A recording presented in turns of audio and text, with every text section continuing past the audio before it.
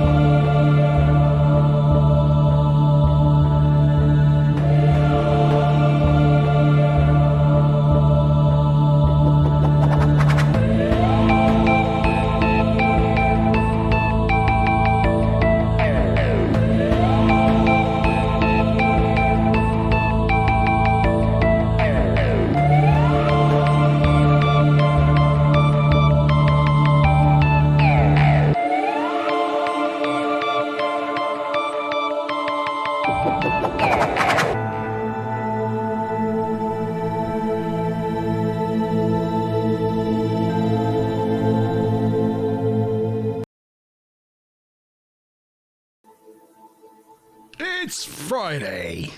It's 8 o'clock. Gee, turn your stream down. It's the Monte Zone.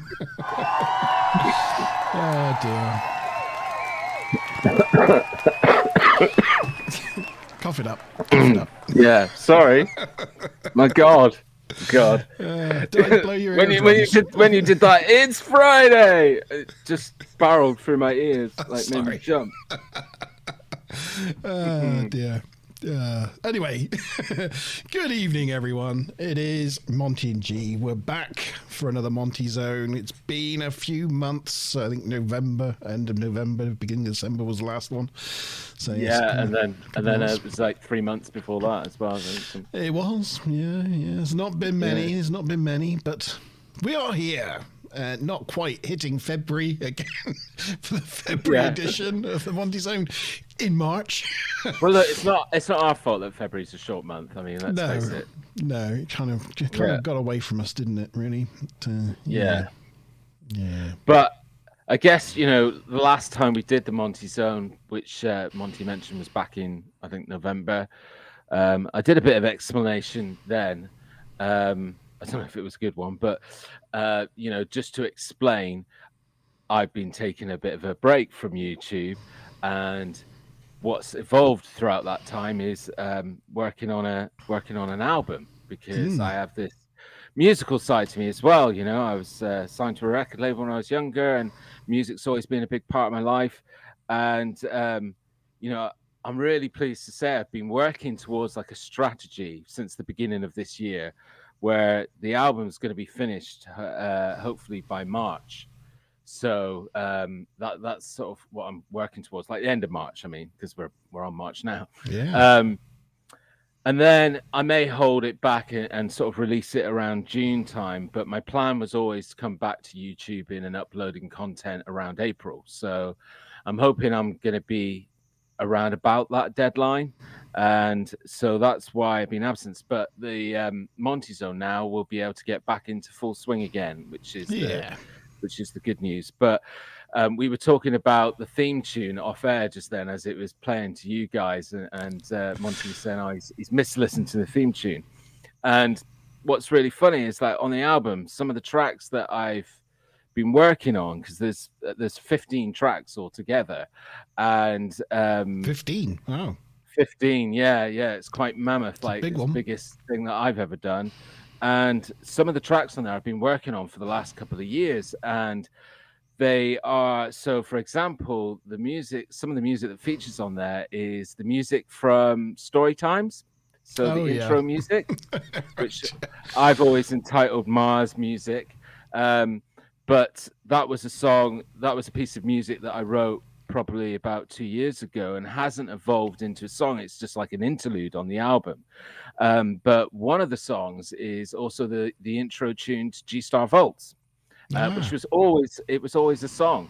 And I took bits out of it to use it for the theme tune, because actually, funny enough, the theme of the song is very apt for G Star Volt. And it's now a finished and complete song. So there's a lot of music that people would hear on there when I eventually get it finished and released, that they're going to be like, "Oh, I recognize that from YouTube, from the Star Volt and stuff like that." So yeah, and the music for the Monte Zone I also composed as well. So you did. But it was good to hear it again after not hearing it for some time. But Andy Steeth cannot be with us this evening. He's at work. Oh well, feel free to watch it back when you've got an opportunity. It'll still be on the YouTubes, and if you watch it and want to comment, you can stick a comment down below. So yeah, and well, it's probably about that time to say evening to everybody that's joined us in chat and is with us. So evening, Kevin. Thank you for coming along. Thank you, Andy, before you disappear, for leaving a comment to the trailer. Evening, Dan. And I think we've got Mickey on board as well. Yeah, evening, Mickey. And Smiler has joined us. Tired Time Lord. Good evening to you, sir. Lord, evening. Yeah, so thank you guys for coming along, and make sure to like this stream. It all really, really helps. And yeah, it's good to be back. It's good to be back. How you been, Monty? I've been well. Yes, I can't complain. Had a nice half term off a couple of weeks ago. Feel a bit refreshed from that. Yeah, still enjoying doing the TNG review every Wednesday. So that's going well. We're nearing the end of The Next Generation. This week is episode 10 of season 7. Can you believe it? So like sad. 3.5 years of TNG review is about to come to an end.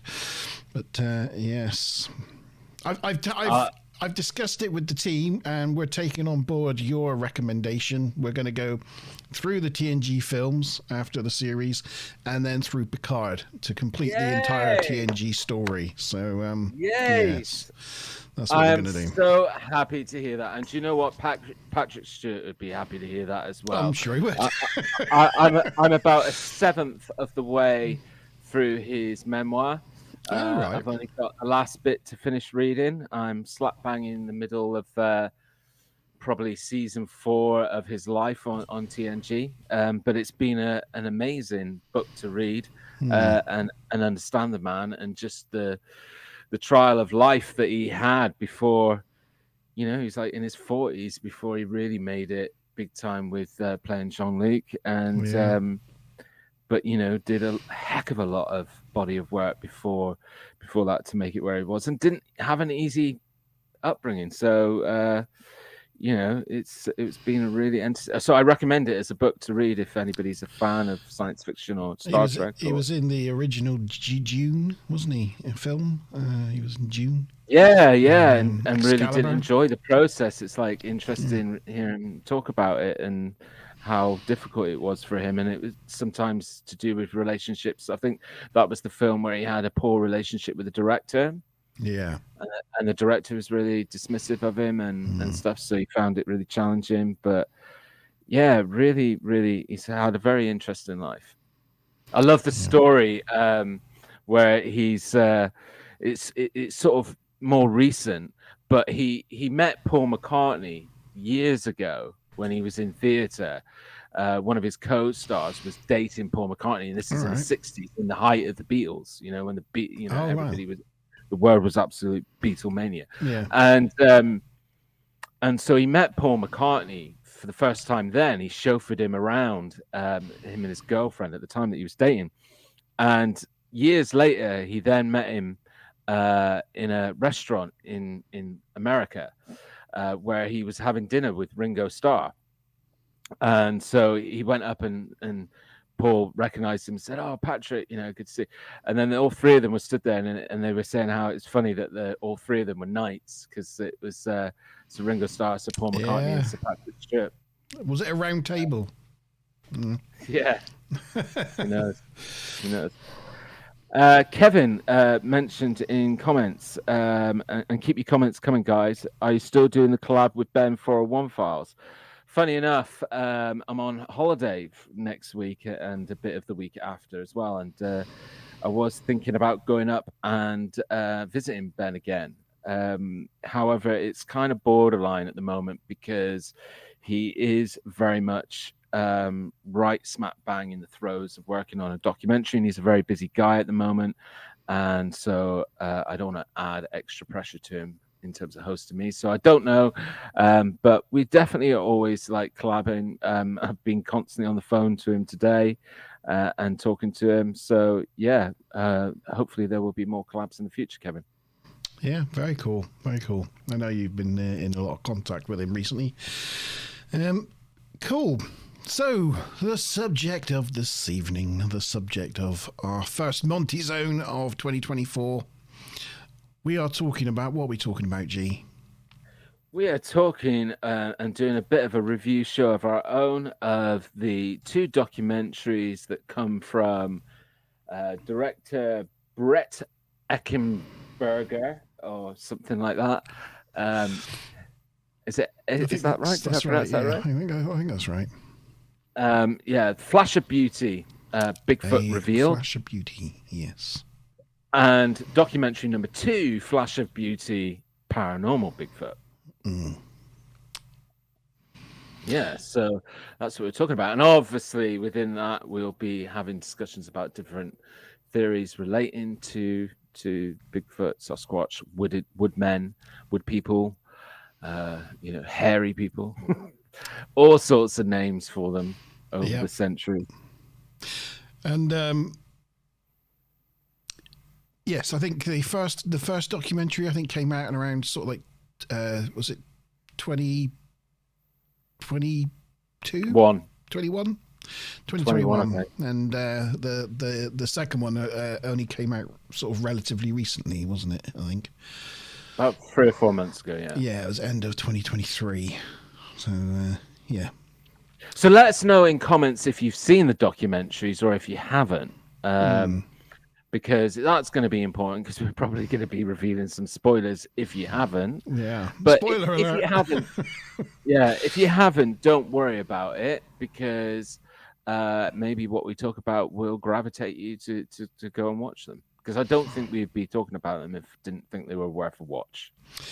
Have you seen the owl commercial where Patrick Stewart throws Arnold? I have not seen that. I wonder if that's an American thing, because I believe Time Lord is on the east coast of America. So,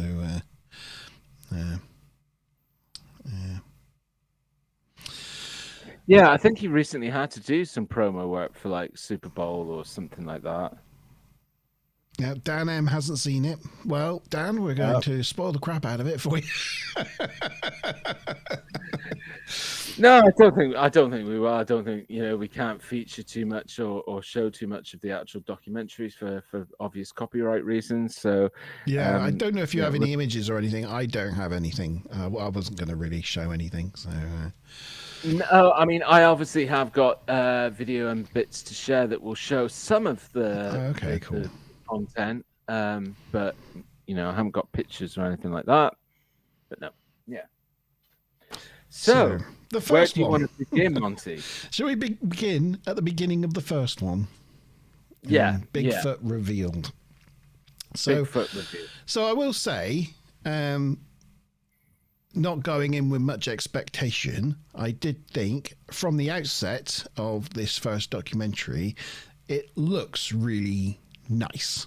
Like the cinematography, the sort of like the drone shots of the forests, and it's a good looking documentary, isn't it? Yeah, it's got that caliber to some of the cinematography that definitely doesn't make you think, cheap paranormal documentary.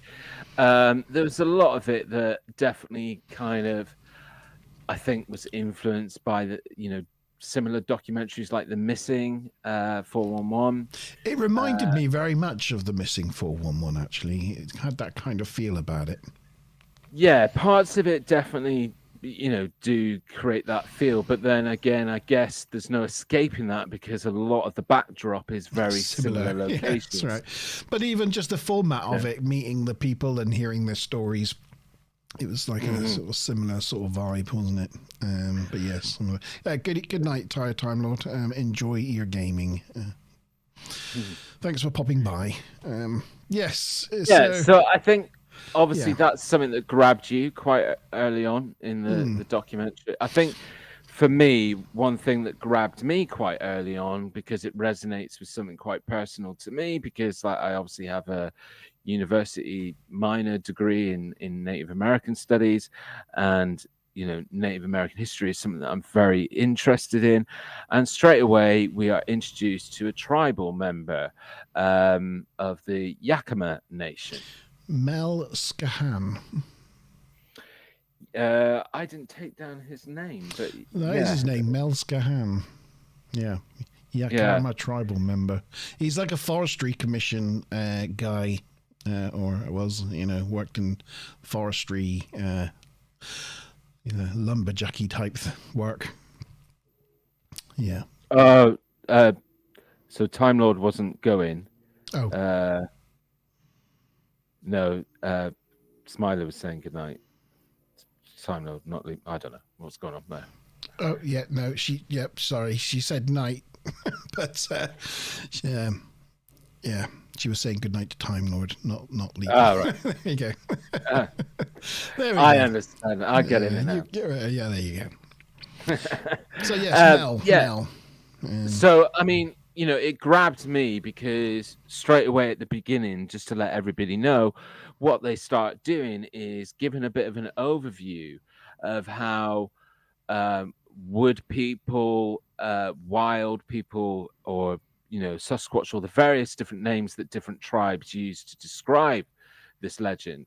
They give an overview of how it's kind of featured throughout their history, throughout the centuries, in their stories, in their legends. It's not this whole it sets a great tone that the concept of Bigfoot, Sasquatch is not something that's new. It's not something that's modern. It's not something that's part of modern culture. It's been kicking around for centuries and is an integral part of, and what it also then goes to kind of outline is that within that history, within those accounts and those stories, for the Native American people and the different tribes out there, they weren't remote to these creatures or these other, whether we want to call them, another member of the Homo genus, or and not necessarily a primate, but they sort of outline how they used to sort of sit down and trade and interact with each other, and there wasn't any fear from the native people, that it was just they shared the same environment with them, and that's the picture that it creates quite early on in part one of this documentary.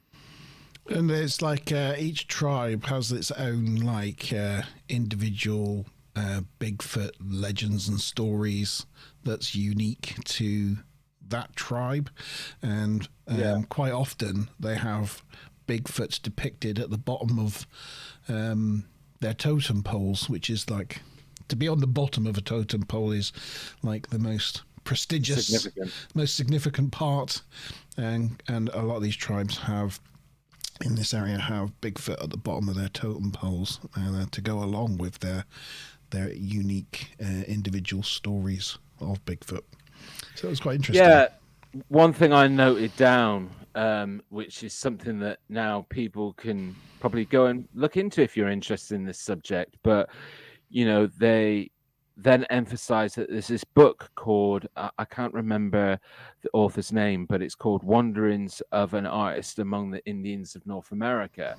And one thing that's outlined in this book is just how these woodland or wood people were significantly documented. It was a thing that was a consistency between this guy, this author, that went around all these different tribes in the late 19th century. Yeah, 19th century, late Victorian times.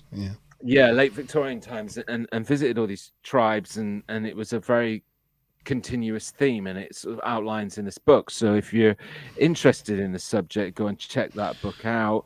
You could what probably happens find in it this somewhere, book? right? What happens in this book is the author, this artist, he goes and ingratiates himself to this sort of Native American tribe, and he offers them a fair sum of money for them to go up this local mountain. So they revere this mountain, and this mountain is owned by a family of Bigfoot. And so the author of the book offers this tribe money to go onto the Bigfoot's land, onto this mountain, to meet it. And the tribe refuse. They refuse outright to go onto this Bigfoot's land. They stay clear of it. So Yeah. that was a story told by a chap called Henry Franzoni, who's a scientist and wildlife conservationist, who was quite an interesting chap. He was a drummer as well. What's Kevin's comment there? Could you just read that out? Kevin says the First Nation stories on Star People and Bigfoot go back hundreds of years and can't easily be dismissed. No, that's right. Yes. Sorry, I'm just researching something on the fly. Why is it doing that? Anyway, again, another thing that I found really compelling, that sort of 7 minutes into the documentary, after we get introduced to that whole thing about, the history throughout Native American culture, we then get introduced, who comes on camera, but a big powerhouse in the world of Bigfoot and Sasquatch, Dr. Jeff Meldrum. Yeah. And what's interesting about this is that he doesn't, associate himself with things that I don't think carry a little bit of credibility and weight. He just doesn't pop up on everything. But yeah, Jeff Meldrum. He's got a wonderful deep voice. Yeah. He's got a great way on camera, that's for sure. He's very charismatic. Yeah. But yeah. Let us know in comments if you're familiar with Professor Jeff Meldrum. He's a full professor of anatomy and anthropology in the Department of Biological Sciences at Idaho State University. And he's one of the first people that's kind of taken the castings of Bigfoot prints and basically, proven that they are something other than hoaxes. Yeah, because of his knowledge of biological sciences. He studies foot morphology and the locomotion of primates. So how primates of different types move, and their gait and how they carry their weight and how their joints work and all that sort of thing. So he can pick up things like whether there's actually any true pressure within the print that would make sense to the kind of pressure that you'd be thinking about. So through those scientific kind of methods, he can tell whether something's been faked or hoaxed or exaggerated, or whether it's genuine. So he is big news in the world of Bigfoot globally, not just in North America. He kind of speaks all around the world, and not just on the Bigfoot subject as well. The footman meldrum, as Kevin says, and he says also all drummers are interesting. They are interesting. Drummers are interesting people, because they can syncopate their brains into they can split their brains into doing different tasks, and Monte's saying that because he's had his stint of playing the drums. So. I've got a drum kit next to me here, so fancies himself as a drummer. No, I don't. I like to pretend I'm a drummer every now and again. But anyway, Kevin. You'll tell a fake print from a genuine one. That's for sure.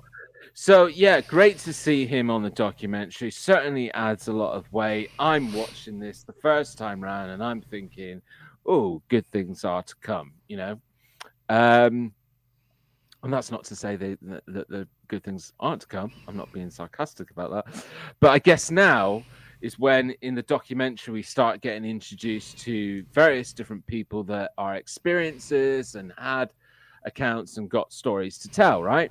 So I guess, Monte, at this point, what we can do is we can talk about like the first two people that we see come on camera, and I can ask you, so what did you think of Chad and Austin? I think it was Chad and Austin Hauser. Chad Granger and Austin Hauser. So just to set a bit of backstory, guys, these are two guys that come onto camera. They're being kind of interviewed on camera about an experience that they had in 2020, I believe. These are two guys that I would guess are in their mid-20s. Definitely family men now, because one of them is talking about, when he's out and about with the wife and the kids. Interestingly, they do host or run a YouTube channel about outdoorsy stuff. Survival YouTube channel.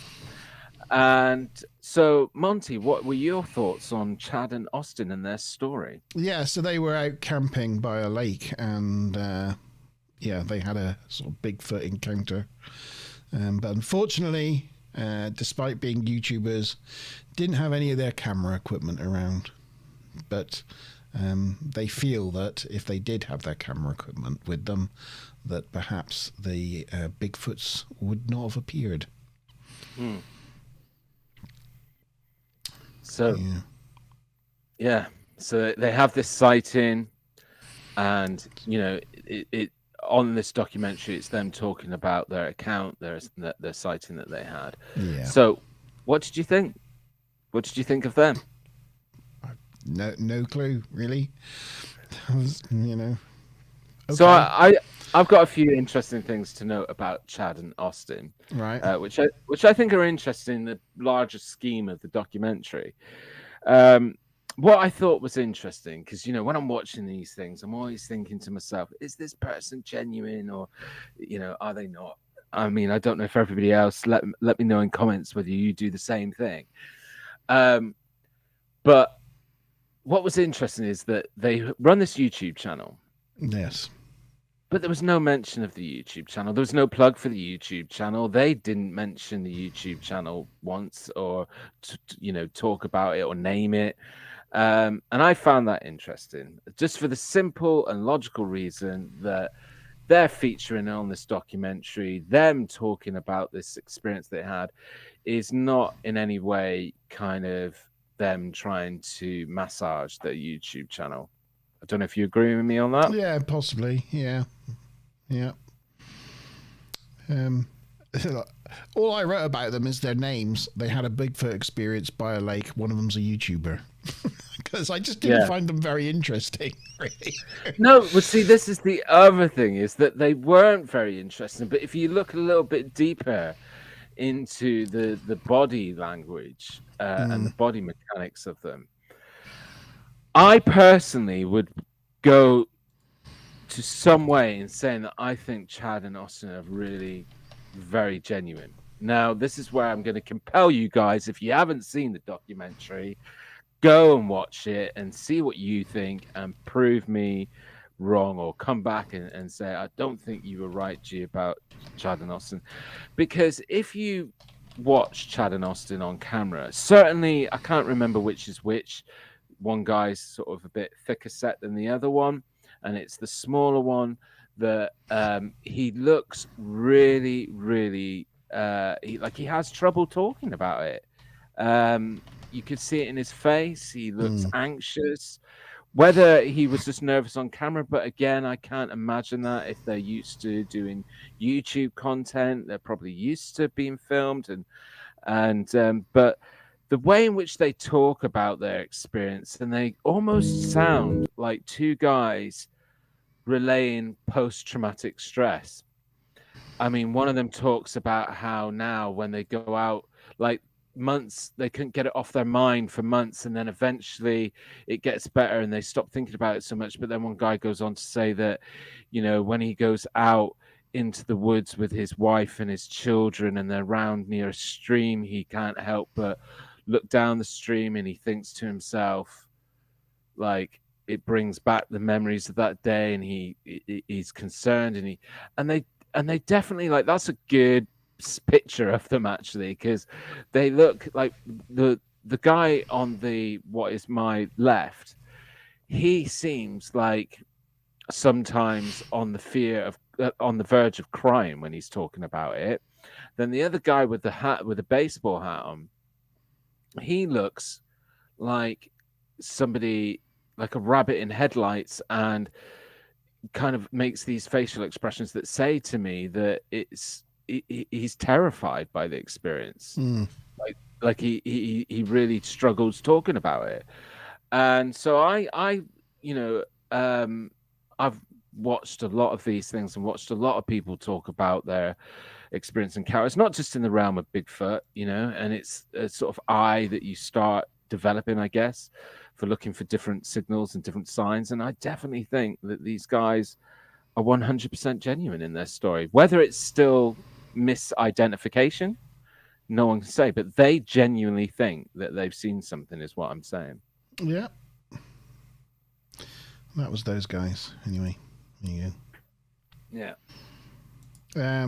Another person we meet, we actually meet him earlier, but I'm just going to mention him just because I liked his beard, is a chap called Stan Avery.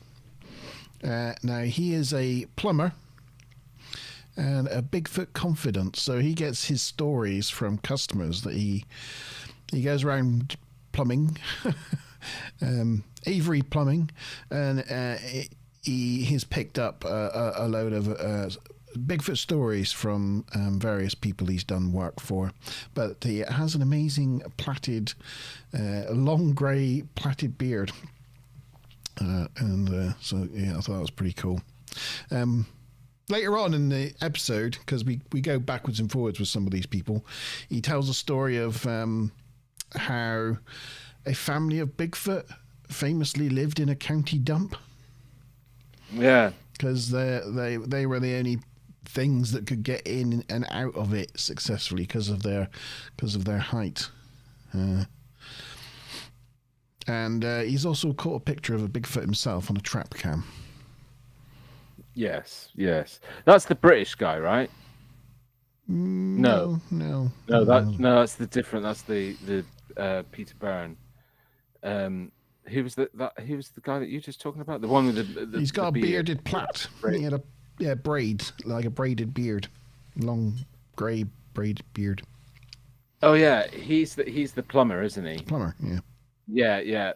But there is a British guy in there that's a Bigfoot researcher, World War II veteran, right? Yes. What was his name? World War II. I wrote it down as Peter Byrne. Hang on a minute. Let me just. Peter Byrne.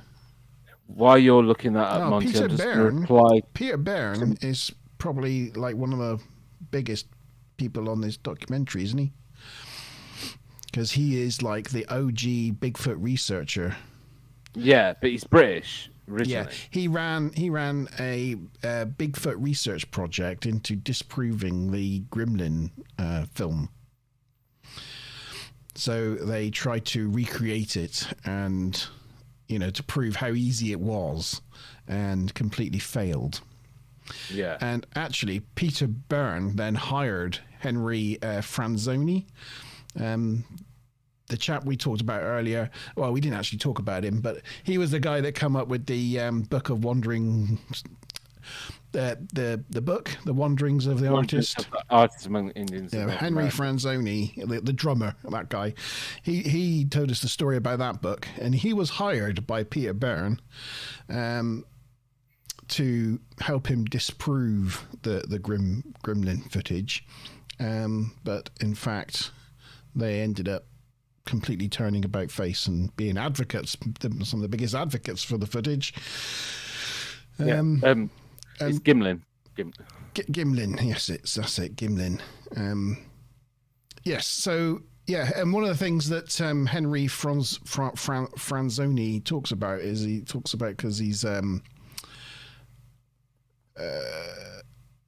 he talks about like how they looked at like the muscle structure in the neck, and how you could see the muscles were connected to the skull, and so shows that they. It's not a primate. It's not a primate.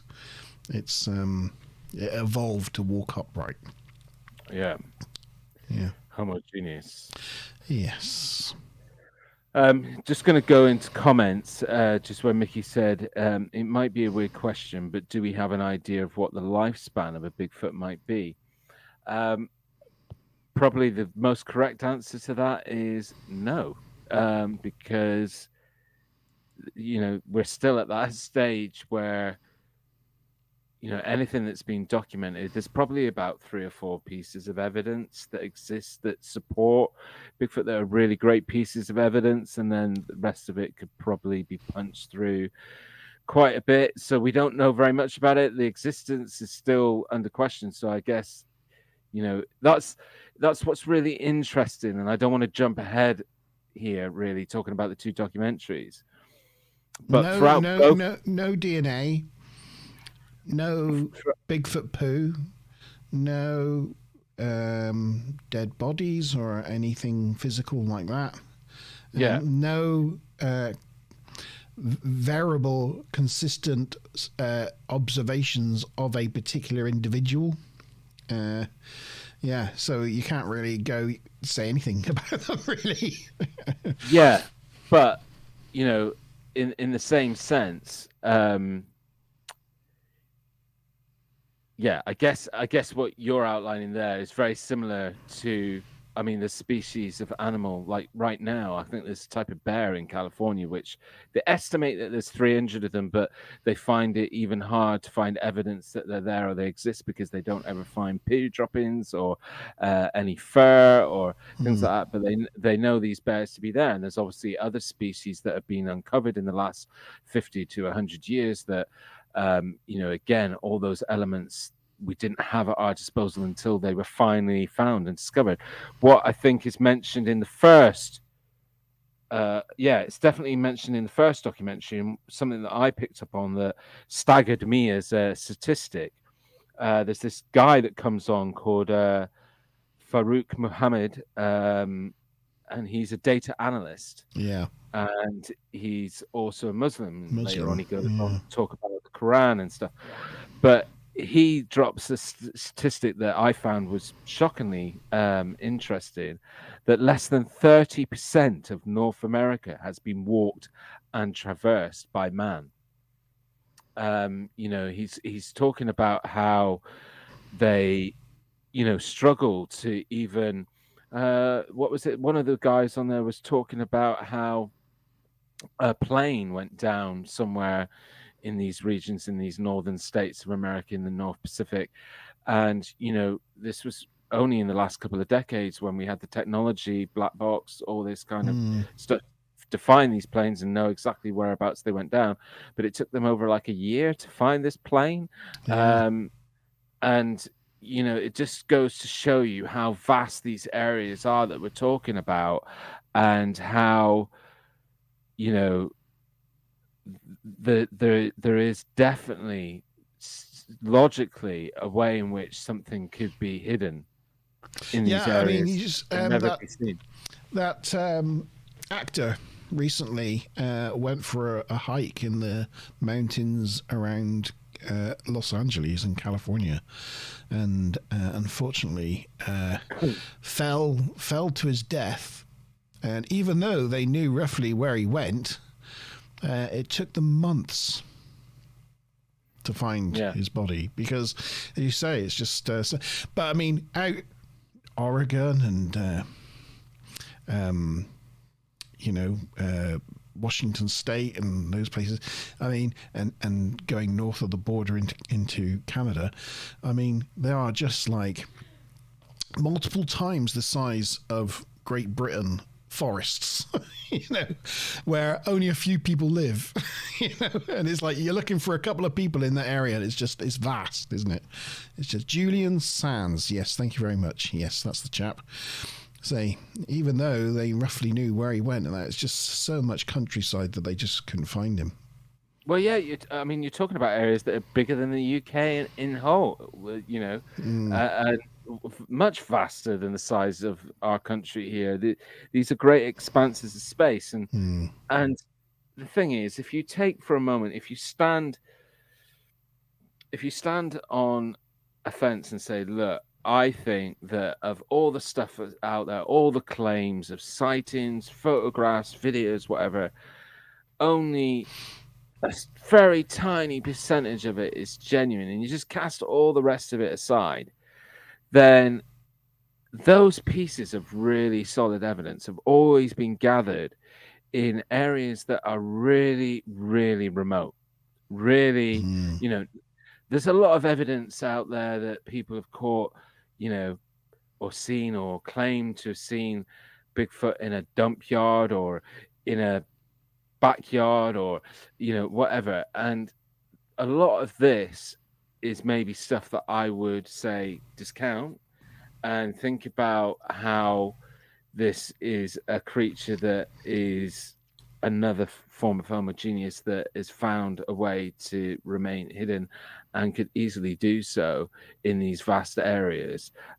Because, like, as I say, just remember that statistic: less than 30% of North America, the land, has been walked and traversed by man.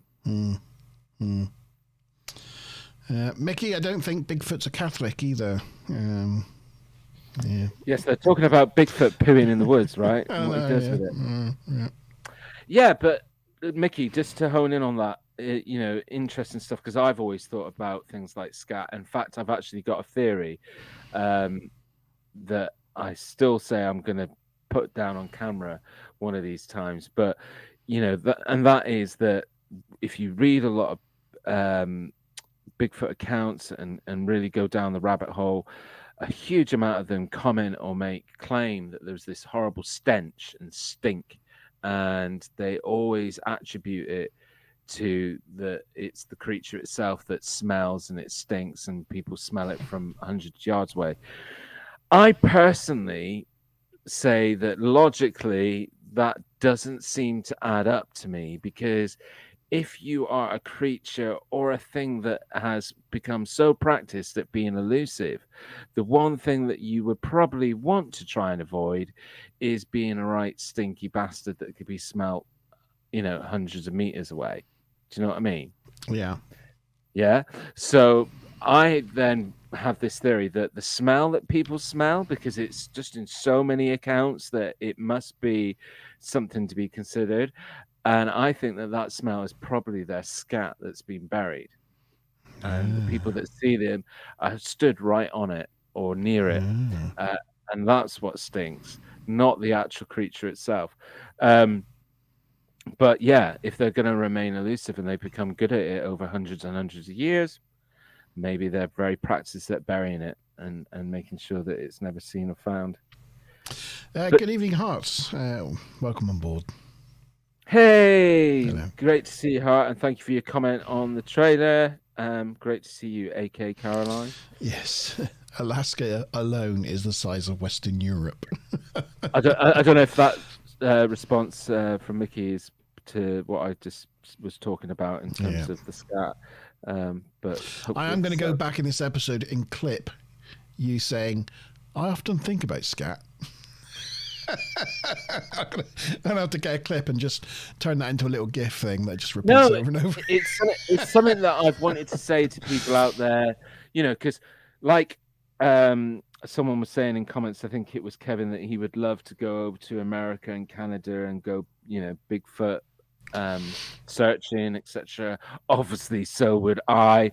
That would be an amazing experience. We should get a massive Winnebago and just like cruise. But realistically, I can. But also, there are elements, we're going to get into it later when we start talking about documentary number 2, where you don't necessarily need to think about these creatures as being pinpointed to one geographical area because of geographical, environmental elements. There is a sense that it could be, something more than that. But anyway, let's put that aside for the moment. Let's just talk about this fact that I would love to speak, to people, or say to people that are out there in the North Pacific or in Canada or Alaska and are able to get out into these areas that are, hotspots. I would say to them, do you know what? If you smell something, what I would be doing as a logical researcher and investigator is I would be looking right at the floor and looking for disturbances. That's what I would be doing, because I bet you any money you've come across them and surprised them. They were possibly just in the middle of their business, buried it quickly, and are downwind of you now and can't be seen. But what you're smelling is what they've just left behind. And you need to look on the floor and see if there's a disturbance. And then somebody may find some scat, and in that scat will be DNA. One day. We also saw a whole bunch of people, but one of those people was Ron Moorhead. Yes, from the Sierra Sounds. They recorded in, I think it was 1971. So anyway, it's another big Bigfoot person, I guess, to be interviewed on the documentary. I think we've definitely played the Sierra Sounds on this show before. If not, I've definitely played them on a vault. So everybody, hopefully, that's out there watching is familiar with the Sierra Sounds. Brilliant piece of evidence. And again, not filmed. Sorry, there's audio recording. And filmed out at the Sierra Mountains in California. So again, a very remote location. And being analyzed like nobody's business. But they don't really talk about that on the documentary, do they? They're really interested in talking to Ron Moorhead. Most of the stuff happened in the evening time because they play it and you get to hear it. And I think Monte can probably bring up a recording of the Sierra Sounds. Probably.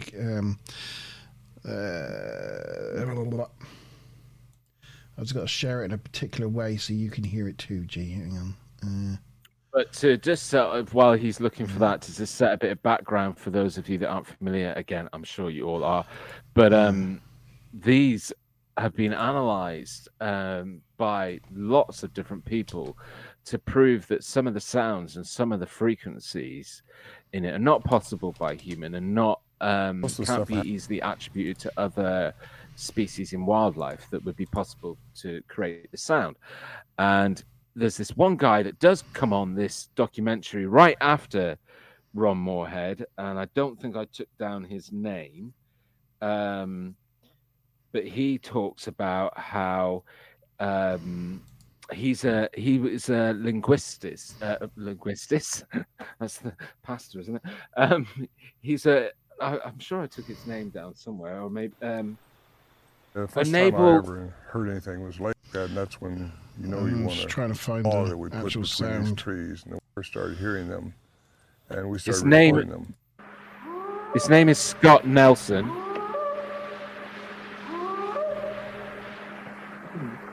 Sorry. His name is Scott Nelson. He's a naval cryptolinguist. Yes, he was. Yeah.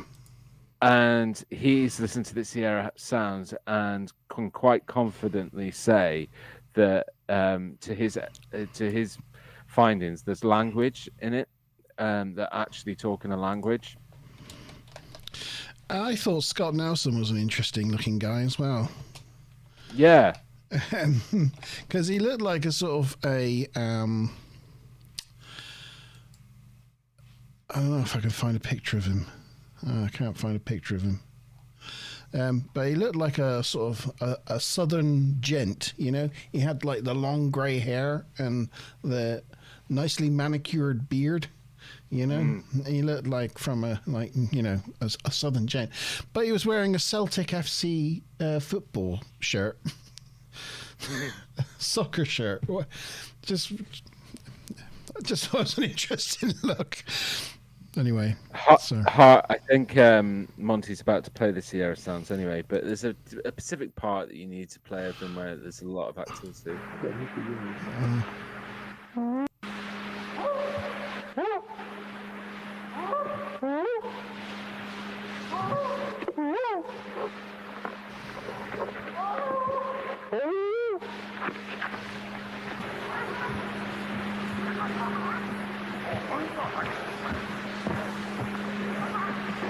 There's two of them across the creek at the big rocks.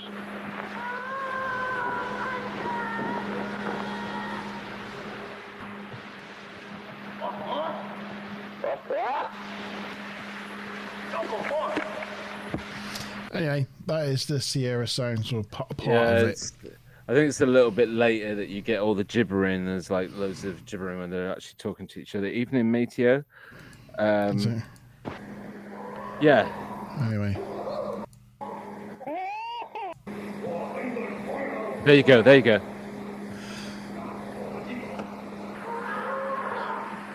Yes. So yeah, Scott Nelson, linguist, reckons there is a language there, doesn't it? And because he speaks Russian, Spanish, English, and Persian, was it? Or yeah, something like that. So yeah, he speaks a whole bunch of languages, and thinks there's something in it that's not human. He doesn't think it's human. And just after this section in the documentary, and we're still on the first part here, the first documentary, it then goes on to ask, because there's a very sort of skeptic, there's quite a few things that skeptics will always say, how come we've not got any DNA? How come we've not got a skeleton? And it was on here that was, I talked about it in a couple of my episodes where things that die out there in the wilderness, especially on a forest floor, most times will decompose and be gone within apart from that one you met with Ben that just didn't which was again a real anomaly because it had been there for like over a month, so or at least over a month, so but yeah, so and it shows this on the documentary as well. It shows this process happening on a timeline. So, again, if you're talking about even a community of these other Homo genuses or another species that's out there as a community living in these areas. Some of these areas are so remote that like nobody ever goes there, so they could easily die and be undisturbed for 7 days, and every possible trace of them could disappear. So, it then goes on to explain that, to answer that skeptic's question about why haven't we found a skeleton? But there's something that then Stan Avery, the guy that you were talking about earlier with the ponytail. Sorry, I've just found a picture of.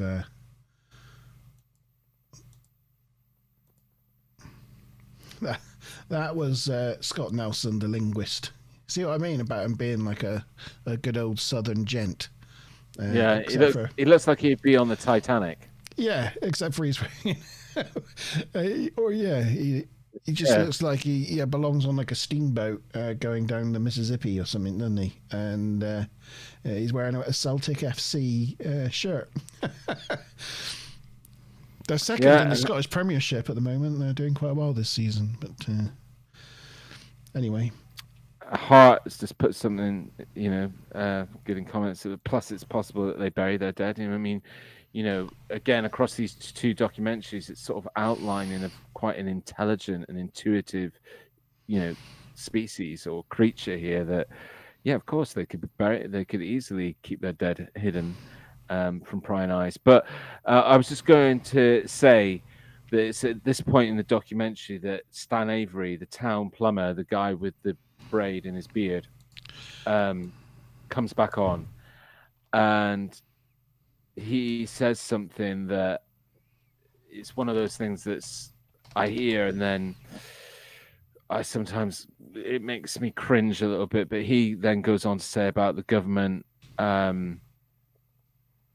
knowledgeable about the existence of Bigfoot. I presume he's talking about the U.S. government, and they're aware of the existence of Bigfoot, but they're well served by keeping it a legend, and so that's what the government does, is try to manipulate these things to keep Bigfoot a legend. And it's when people say things like that that I then start. That doesn't really seem to hold up to me. That whole thing they were saying, there was a whole bunch of reasons, like, because there's Bigfoot tourism and that brings in a lot of money. If they acknowledged the existence of it, as they know, then it's going to be hunting season on Sasquatch, and people are going to go out and try to hunt them. It's like, people already try to hunt them. It's like that's not going to make any difference. You want to go find the bloody things, are you? But I don't think it makes any difference. None of that seemed to really hold. Of all the things in this documentary, that was the one thing that didn't really hold up, I don't think. Yeah, it's like instantly it pangs of that conspiracy sort of theory kind of stuff that I then think, right, I think you're applying a little bit too much intelligence to where intelligence doesn't exist. And I don't know, but then there is, like you touched on it there is an element that the reasoning for keeping it under wraps could be one that could be seen, if you step away, a moral one, and that is that if all of a sudden they went, hey, do you know what they do, then it's our human nature that we need to then, people already in chat tonight have been asking about, what do they do with their pit? People are going to want to then know everything about them. So then we're going to disturb them. Then we're going to be going searching for them. And then, and that could be dangerous if they're anything like some of what the accounts say they are. We're talking about a huge creature here that is very strong. Sorry, Dan M points out that guy looked like no, he wasn't. Yes, I was just like Willie Nelson separated at birth. Oh, that's brilliant. Well done, Dan. That was well spotted. He does look like Willie. Yeah. He does look like Willie Nelson, doesn't he? Good shout. Good shout. Yes. So yes, that was the sort of conspiracy angle to it. Yeah. Yeah. I then definitely noted that towards the end of the first documentary, it definitely feels that the documentary is steering you towards us thinking of Sasquatch, Bigfoot as another species of Homo genus. and that's what they're definitely kind of trying to lean towards. Yeah. And then this guy, Kyle, pops up. Just called Kyle. Just Kyle. Yeah, he's the former U.S. Army intelligence officer, and he's blacked out, and he's talking about what he says the government knows. He's basically a former U.S. Army intelligence officer. He's talking to camera, but he's all silhouetted out, so his identity is kept secret. And when these kind of things appear again, it's very hard for me not to hit that switch off button, because I'm just like, that it could so easily just be staged by the makers of the program. How do we know that this person is who this person is claiming to be? It adds no weight. It adds no credibility. If the person's not willing to be on camera, don't interview them, as far as I'm concerned, because what they've got to say is always going to be mute. But also, what he had to say wasn't really, it wasn't anything like contentious or like, I mean, no one's going to come after him for, what he said. Yeah, exactly. It's like, yeah. It's just to add a layer of mystique around it, isn't it? Really, but it's not needed, is it? I don't think it's just not needed.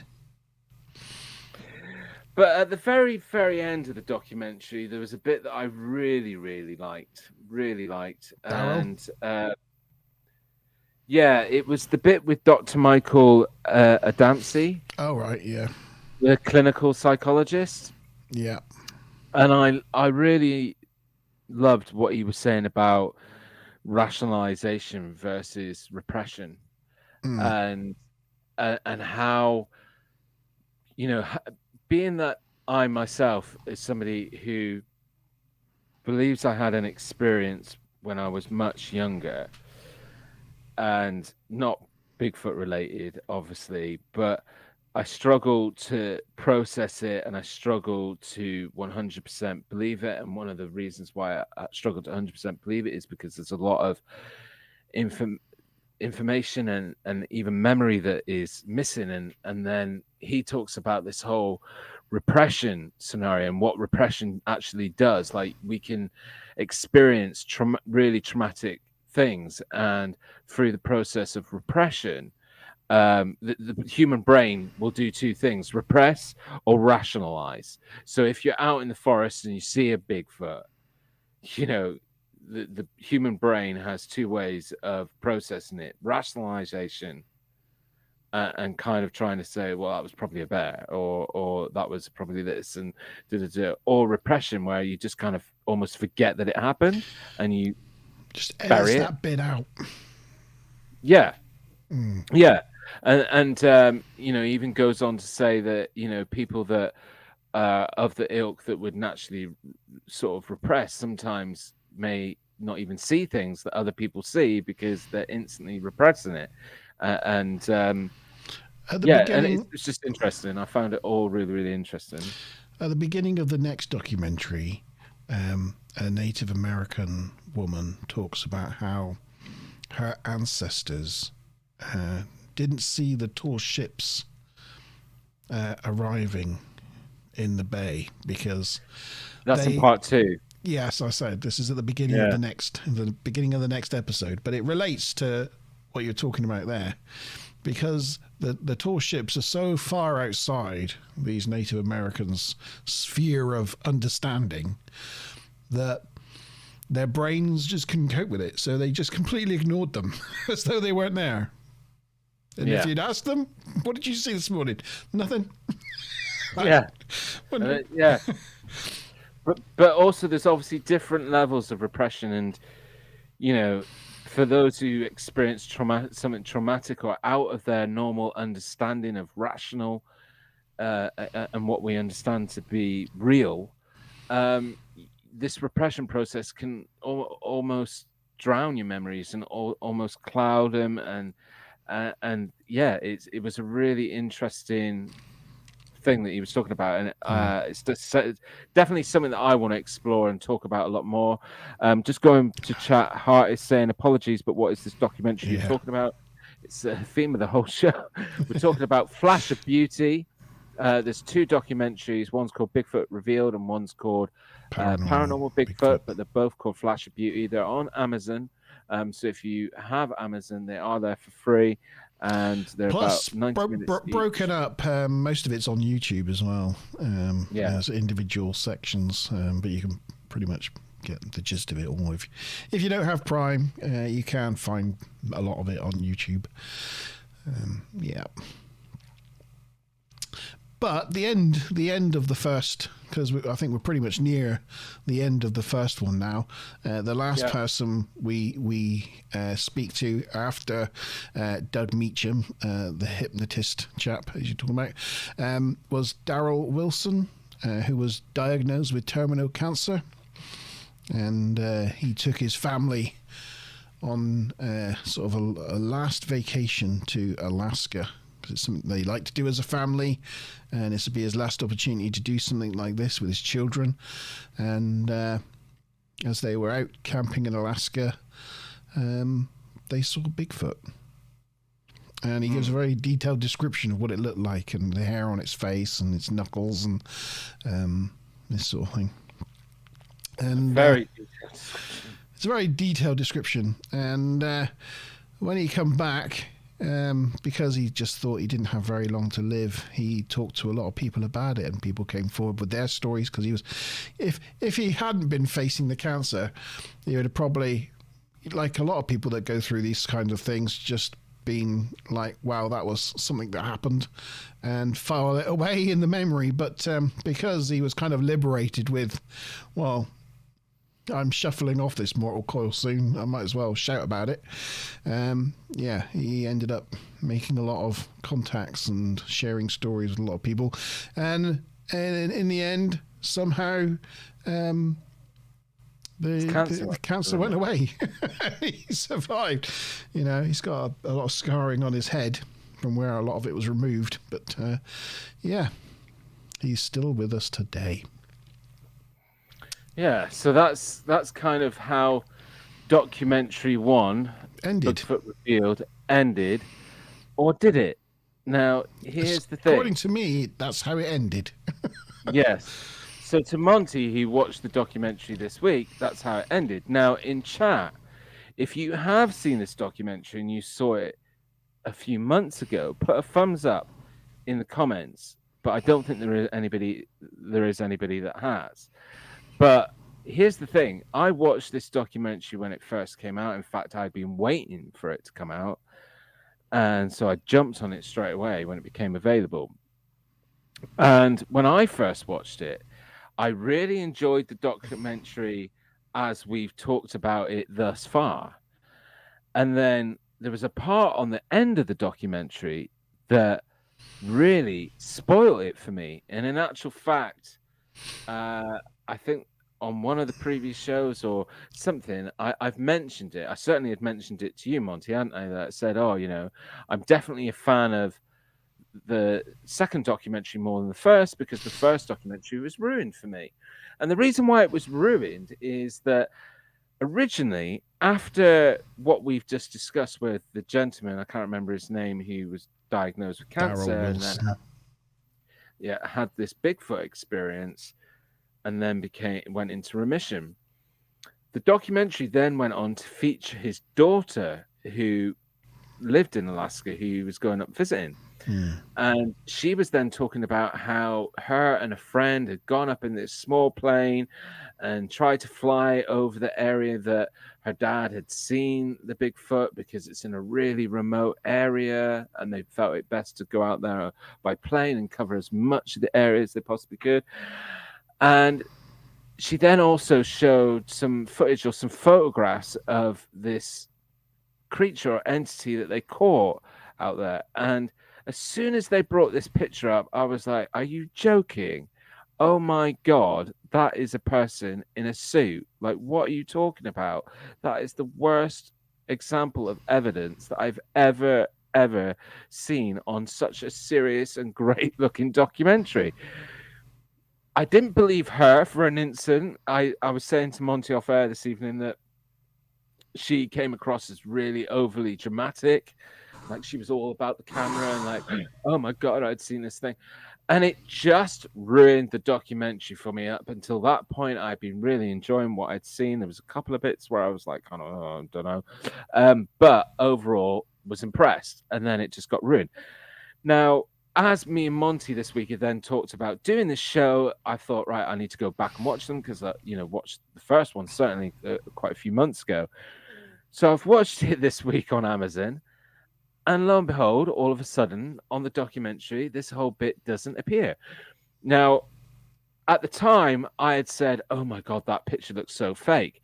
And then luckily, a few weeks later, not long after the documentary had been released, the gentleman ThinkerThunker, who has a brilliant YouTube channel, then did his analysis of it. And he also then went to prove how this was just a fake picture and it was obviously somebody in a suit.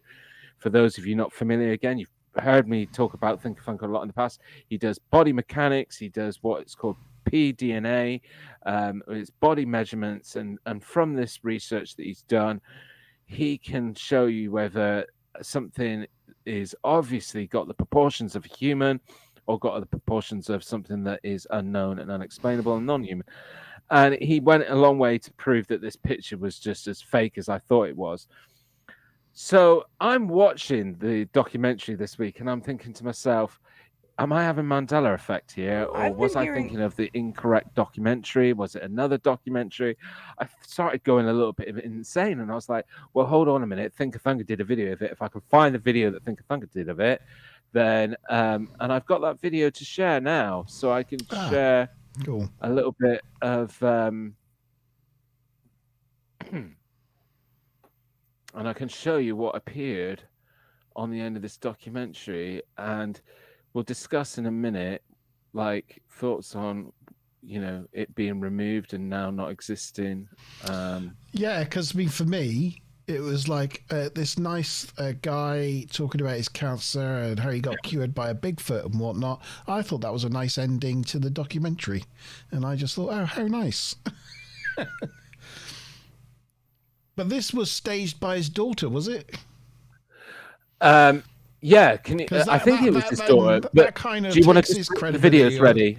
Yeah, that kind of takes his credibility as well, doesn't it? Well, remember that kind of. Right, so got to give credit to ThinkerThunker for this because he is the man. Oh, there's Jeff Meldrum. He talks a little bit, so you now get to see some of the snippets of what they covered in the documentary.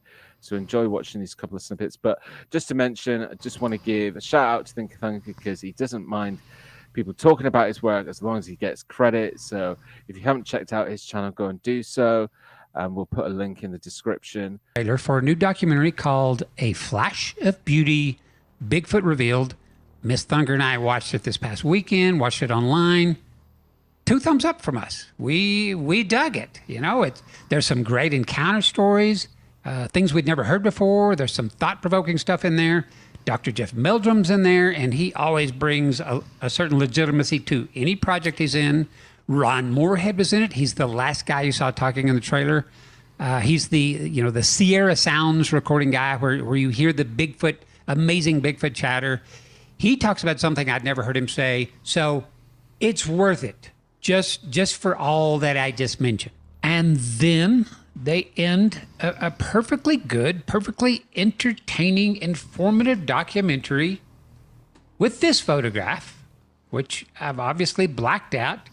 And this one. And so go watch the documentary, come back, and then we're going to take a look at this thing and see if it was worth being the climax of their project. Let's check it out. All right. Welcome back, everybody. I assume you've all watched the documentary now because, fair warning, in 5 seconds, I'm going to remove the veil of darkness here and reveal the mystery beast below. In 3, 2, 1, voila. There it is. This is one of two pictures that they ended the documentary in. This was the climax of the documentary. So apparently the makers of this documentary really believed in this image a great deal. All I want to do is simply measure it and take a decent look at it. But first, check this out. Measurement is an integral part of modern science. So I don't know if you want to watch the whole analysis. Yeah, does he show its face? I think so, because it was in the other photo. Hold on a minute. So he does this one, and then I think he looks at the other photo. There you go. In proportions, yeah. So that's what, the other photograph, and like, oh my God, like, yeah, you're right, Kevin. For those of you, those of us who read a lot about Bigfoot, watch a lot of the evidence, watch a lot of people like ThinkerThunker, you're used to looking at things like gait and leg length, arm length, things like that. And there's certain things that even to the layman's eye, once you get your head around it, you can go, no, that's not, something unexplainable. That is a person in a suit. Now, so, that was what was at the end of the documentary originally. If you go on to Amazon now and go and watch the documentary, that whole section of the documentary does not exist. Oh, can you just bring that back up? I just wanted to do something. Sorry. Can you just add that back? Because I was watching another guy talk about this documentary, and he pointed out that I don't know if you can just add it back to where Remember that kind of goofy, silly, weird adult human male? Somewhere. Oh, there you go. I mean, he does it himself. That you can literally find on Amazon if you live in the California area and search for Bigfoot costumes. Like, that's the first costume that comes up. It's like literally the first one. They picked the first one in the list on Google of Amazon, and it's just hilarious. And they thought that would fly. Anyway, there we go. So it doesn't exist on the documentary anymore. They've kind of wiped it off. And funny enough, Kevin was talking about it earlier on, and I was saying that I've been chatting to and fro with Ben today, and I was talking to him about it. I was sending him a message saying, like, I've just had this whole weird thing last night where I had this panic that I was like having some sort of Mandela effect. I'd remembered it incorrectly, or it was a different documentary, and yeah, so we were back and forth, and then we were talking about why does it show credibility to the producers and the makers of this documentary that they've now gone and removed it, or does it still tarnish their credibility that it's been removed because ultimately they allowed it to be in their first draft? So how carefully have they looked at all the other information and checked out their resources and their backgrounds? Because to be fair, they use a very nice mixture of, like we've got a former Navy officer on there, or a naval cryptolinguist. We got military people. But then you've got Chad and Austin, and you've got an ex-policeman, the plumber guy with the braided beard, computer scientist, Muslim. Yeah, you've got all this pool of different people. But have they really looked into their background and resources, strongly enough? Because obviously they didn't in their first draft with this story. And again, I'm pretty sure, and this is why I was hoping that somebody had seen the original draft and could remind me if it was the gentleman's daughter at the end. I'm pretty sure it was his daughter. And why? And then how that then reflects on his story. Yeah. Is it a family thing that they over exaggerate or try and I don't know. It still leaves a big question mark for me. I mean, definitely rewatching the documentary without that in it, made me feel a lot better about the documentary because, as I said, the first time I watched it, it got to a certain point and I was like, this is really enjoyable. This is really credible. I think a lot of people should watch this, especially people who don't know about the subject that well. And so it's all very strange, mysterious, and unexplainable in itself. But I completely forgot to say at the beginning of the show, we've got a game to play. We have, yeah. Yeah. So, yes, we've reached the end of the first documentary. So now we're going to take a break from the Bigfoot documentary and play a G game. Yeah, now this is where I've got a hope that sharing my screen works. Because... Is that coming up on screen? Or when you add it to the stream, let's remove that one. Yeah, perfect. So if I move this down, then it's going to move. Hey, perfect, excellent. Right, so we've played games on this show many a times, real or fake, pictures, photographs. This is kind of very similar to that. And the reason why I wanted to play this game with you guys is because I've been taking a break from YouTube over the last sort of 4 months and not uploading content myself, which has given me a little bit more time to watch other people's stuff and see what people are commenting, what people are saying. And, you know, out there in the world, there's always a lot of people who are very rigid, very skeptical, and have a certain worldview about things. And the one thing that I can't stand is people that put sweeping statements, whether positive or negative. Oh my God, yes, I believe that. Well, why do you believe that? Explain. Or, oh my God, that's fake. Well, why is it fake? Explain. Prove to me what your thinking is, or at least show me what your thinking is. And what I can't bear about a lot of skeptics is they'll do this thing. And decades ago, their whole thing was, oh, no, that's camera trickery. And then the big statement was, oh, that's CGI, that's special effects. And lately, one of the things that I'm definitely observing as a trend is that a lot of the skeptics now out there will troll and just put, no, that's AI. And it got me thinking, how many people actually do have enough of a skill to tell what is AI and what is human made? Oh, are we going to play AI or not AI? Is that what we're playing here? We're going to play it. But look at this. The difference with this game is we're playing together to an effect. Oh, okay. Because what I need you guys to do is in comments as quickly as you can, put your answer, and then the majority is the one that I will click on, and we will find out as a team whether together we were right or we were wrong. And then once we found out the answer, you can then find out whether you were right or wrong and give yourself a Monte's own point if you were right. Yeah.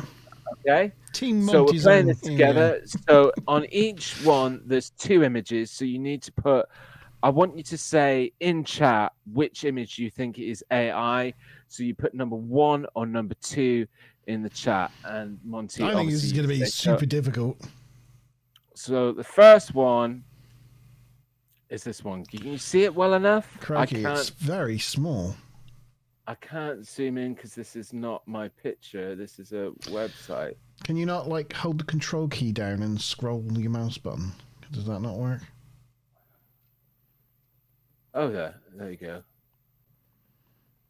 Hold on a minute. Let me just do it one more without trying to click on the thing. Because you have, once you click on the image, there you go. Should be able to see that. So which dollhouse is AI generated?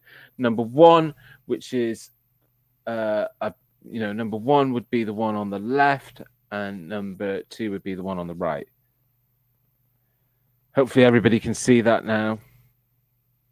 There's a lot of people at home watching on a phone going, oh my God, I cannot see that. Oh my God.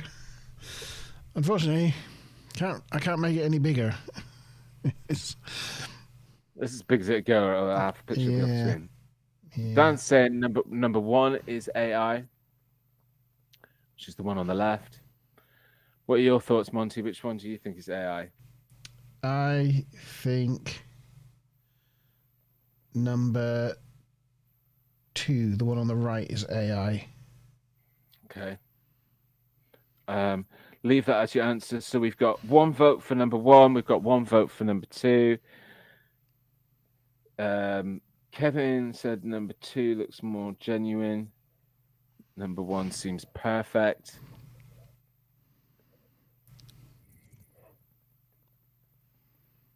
Mickey says number 2, which is the same one as Monte. So we've got 3 votes for number 2 at the moment, and Dan on a vote. No, Kevin's number 1. So it's 2-2 at the moment. All right, so it's 2-2. You can cast a deciding vote, G. Okay, well, this one I can remember. The rest of them I can't remember. So once I click on one of them, it will tell us what it is. Now, I am going to be honest, though. When I first played this game myself, I went with the same answer as Kevin and Dan. Can I tell you why I think it was number 2? Yeah. Because the roof geometry is all wrong, and the way the second half is attached to the first half, it doesn't look right. Yeah. So this is the thing: is that a lot of people naturally assume what Kevin has said in chat. Number 1 seems too perfect, and that must mean it's AI. Whereas actually, AI struggles still to be able to do a lot of things as good as humans do. And yes, so I'm going to click on this one.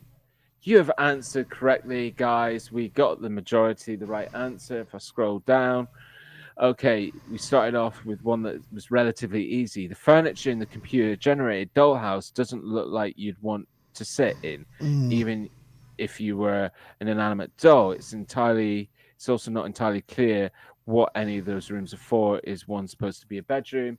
Furniture's all over the place. Yeah. It doesn't seem to make sense. The walls don't make sense. None of it makes really any sense, does it? Yeah, because it's AI, and AI sometimes struggles to do things as good as a human does. It's not this perfect thing. Right, let's go on to the next one, number 2. Which image is of John F. Kennedy, an AI image? I think the left one is the normal one and the right one's the AI one, because I don't know, it just looks wrong for some reason. His forehead looks very wrong.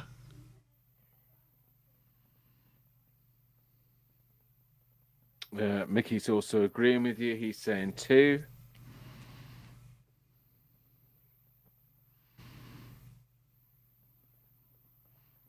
Also, I don't know. It's just the hair. It looks like a composite. You know, it just doesn't sit right with the lighting of the person. Doesn't sit with the lighting of the background. Yeah. Well, let's click on this one. So we're clicking on number 2, right? Because that's the majority. Hart said 2. Dan said 2. Mickey said 2. Oh, by the way, don't forget to give yourself, if you said number 2. To the first one, give yourself a Montes zone point. So let's click on number 2. We've answered correctly again. This example demonstrates one of the big remaining challenges for AI image generators: realistic human faces. Yeah. Portrait of President John F. Kennedy by the computer is better than most, but it still has obvious flaws: a bulging cheek, cartoonish hair, and eyes that don't do justice to the politician who was famous in part for his looks. It's that uncanny valley kind of thing, you know. You're not looking at something right. It's quite eerie. Okay, next one. Which of these paintings is AI generated and which one isn't?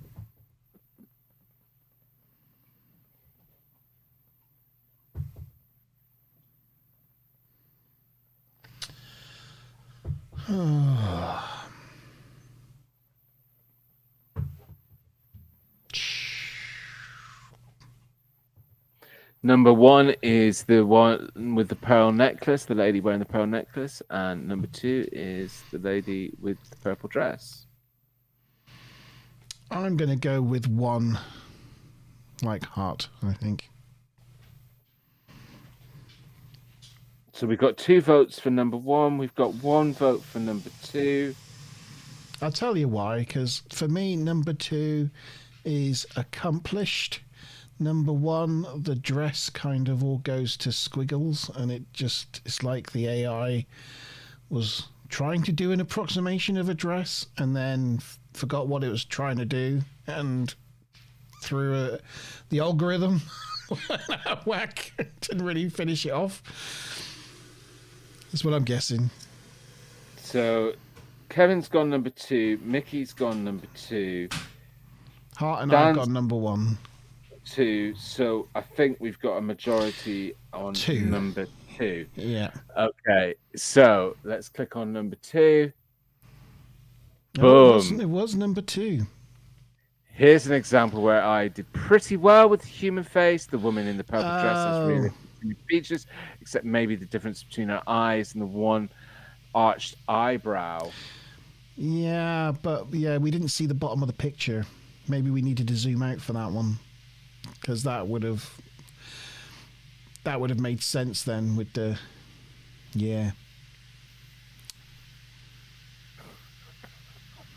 Shut up. Okay, though. Right, next one. It's your fault for not displaying the picture properly. That picture is definitely displayed properly. Which one? Number 1 being the left-hand side, number 2 being the right-hand side. Which is the AI-generated one? What do you think, guys? I'm kind of leaning towards 2. Don't forget, if you said number 2 for that last one, give yourself a point. Hart's gone 2. Mickey's gone 2. But what's really interesting as a team, we've got all of them correct thus far. Yeah. Yeah, we've all got number 2 for this one. Dan says number 2, but I'm eating both. Number 2 is the AI, we reckon. Okay. Number 2, we are correct. Both of these plates of spaghetti look appetizing enough, but the version created by the AI seems too perfect. The noodles are neatly organized. Yeah. There's also something about the shadows and the wooden surface that may be a tip-off for some people. So, it's starting to paint a picture that AI is not this perfect thing that we think it is. Okay, next one. It's getting better, though. Got to maybe zoom out a little bit for this one. Oh, let's zoom in. You zoomed in. There we go. Is that big enough on your screen? Do you want me to zoom in again? My name is... That's better. That's oh, I'm going to go similar for the last one. I'm going to go with 1 is the AI, because again, it just looks a little too perfect. We can see some, with roses along the edge of the frilly bits, it starts to go brown, You can see some of that aging happening with the right one, and the left one looks perfect. From here on in, I honestly can't remember what the right answers are, so I'm with you guys now. 1. So I think we've all gone 1. Everybody's gone 1, have they? I know Dan. It looks like Dan said 1. Hart said 1. Kevin said 1. You're saying 1, Monte? 1. Yeah. And Mickey says 1. I'm going to say 1 as well, and we're correct. The AI generators are just too perfect now. So it's too perfect, or it's not perfect enough. Yeah. Where's the consistency? But as a team, we've got 5 out of 21 correct. We're doing well. Yeah, it's getting harder. Have I got the full picture in? Let's try and... What do you reckon? 1 or 2?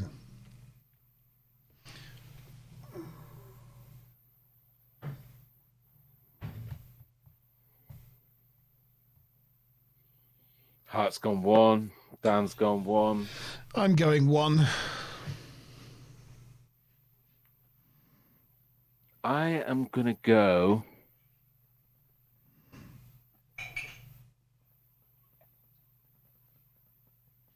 One. I'm gonna go 2 on this one. Yeah. Oh, you and Kevin are 2. Myself, Hart, Dan, and Mickey are all ones. That's the majority. So we're going to click on number 1. Here we go. This will be. Are we going to stay on our full track as a team? Yay! Me and Kevin were wrong. Let's see what it says. The other one's Vincent van Gogh, isn't it? So sunflower paintings are among his most famous, and they were in the spotlight in October when climate activists in London covered one in Soup. The attempt at imitation is pretty good, but unlike Van Gogh, the image generator choose to make the blossoms look the same. It looks like a Dali generated image. Oh God! Oh God! They look like almost the same thing.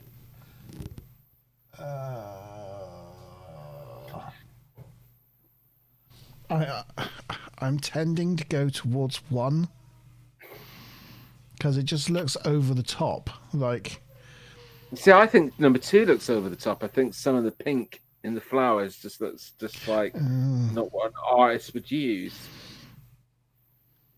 I'm thinking number 2 on this one, so I'm struggling to keep up with. So Dan saying 2, Hart saying 2, and Mickey saying 1. I'm saying 1.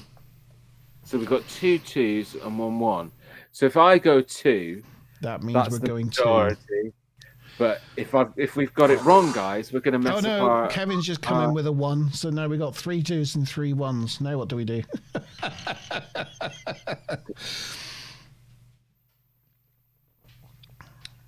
Roll a dice. No. we need to phone a friend. Shall I spin the wheel? Yeah, spin the wheel for 1. Okay. Can you do that without losing the picture? Hey?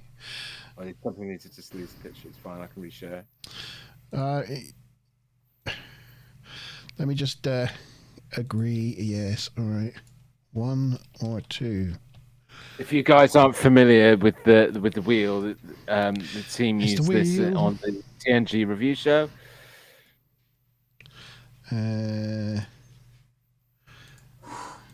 What Monte's going to do is put 1 or 2 in there and then spin the wheel. Whichever it lands on, it's the one we're going to choose because we couldn't decide as a team. We split down the middle. Uh-oh. It's gone to 1. So we're going with 1. Okay. So Dan, Hart, me. If you guys got this wrong, you're to blame. Oh, you did as well. You got it wrong. Damn it. Sometimes the AI gets very literal. This is definitely a still life of flowers in the style of Jan Bruegel, who died in the 10th century in what is now Belgium. Bugger. I'm blaming personally. I'm blaming the wheel, right? So it's the wheel's fault. That one. It's not our fault. The team's still perfect. But Dan, Healing Heart, give yourself a point. Okay, next one. Which one is the AI image? Can we go in a little bit? Yeah. Is that better? More? Oh. I'll do. That was all right. That's all right.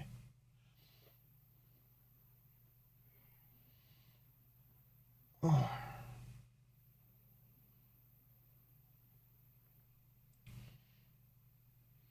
Dan's gone number 1. Hart's gone number 1.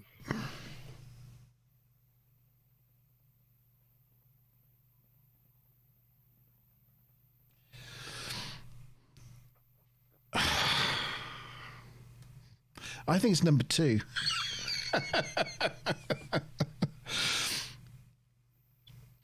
Kevin thinks 2. Mickey thinks 2. I think 2.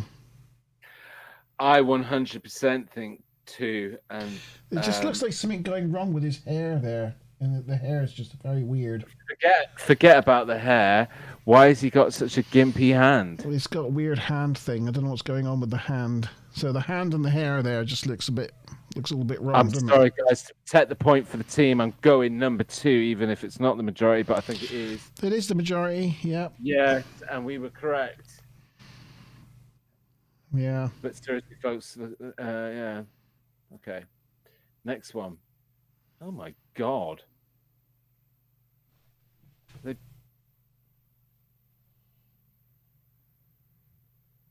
I'm Gonna have to zoom out a little bit. There you go.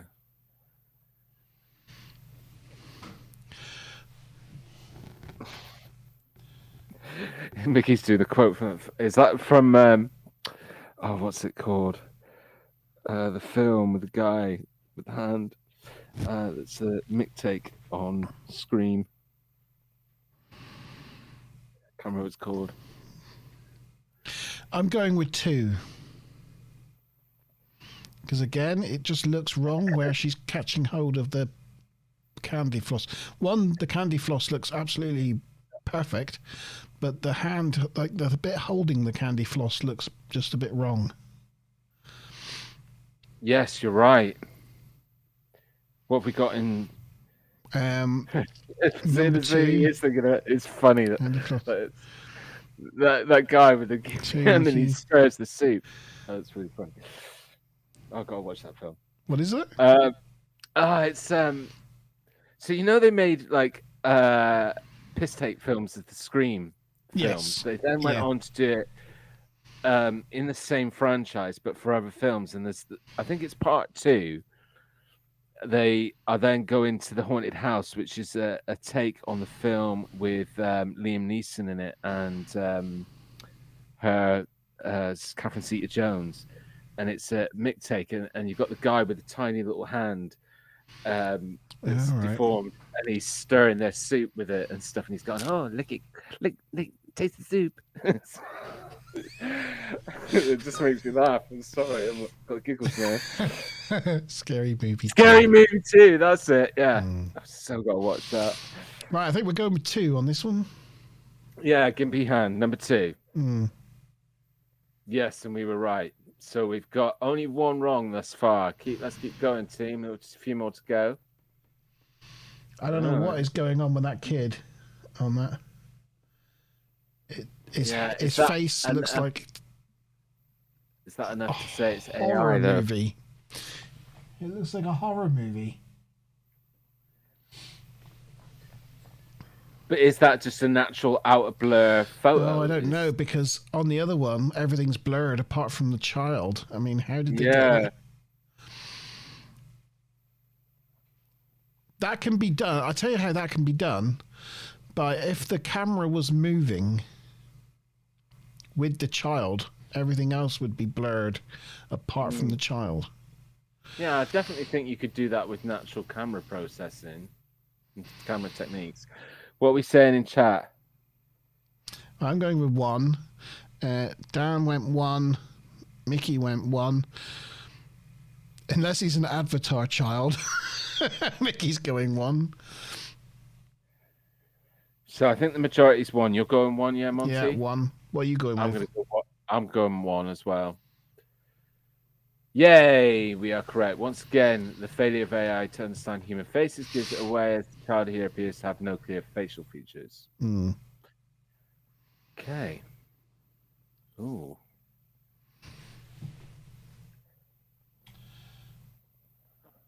Oh, God. Again. Next one, guys. I'm probably going 2, just because the faces look really good in the first one. And that's one of AI's struggle.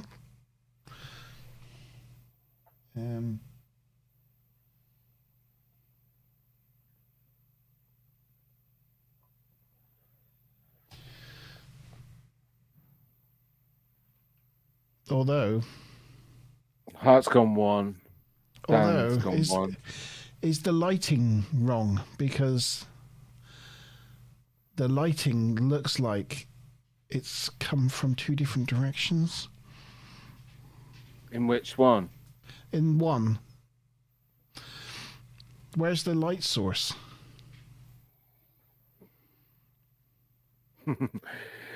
Mickey's just said one is AI because does a happy relationship exist? ?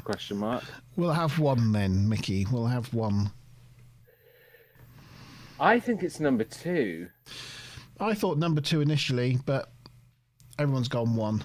And I'll go 1. We're going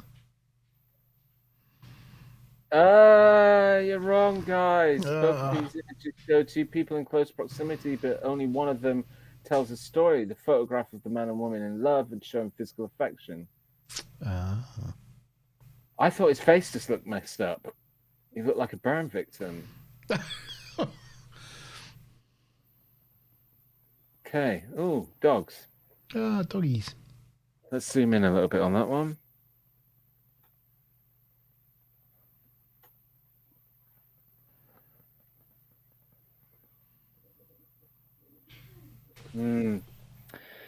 One or two, guys. 1 or 2.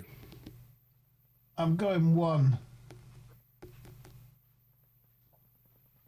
I'm going 1 as well. The back legs don't look right. It's like his tail's coming off the side of his leg or something. Or I think. I've just realised we've got another 12 pictures to go. It's all right. We can speed it up. We're going Right. 1. Going 1. Yes.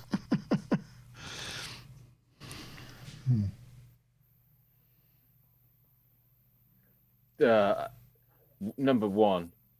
I think 1 looks like a computer-generated image. Yeah. Heart's gone 1.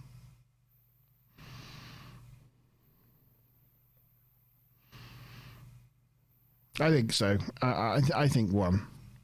Dan's gone 1. Go 1 then.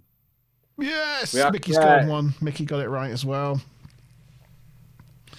Oh, ballerinas. I'm going number 2 on this.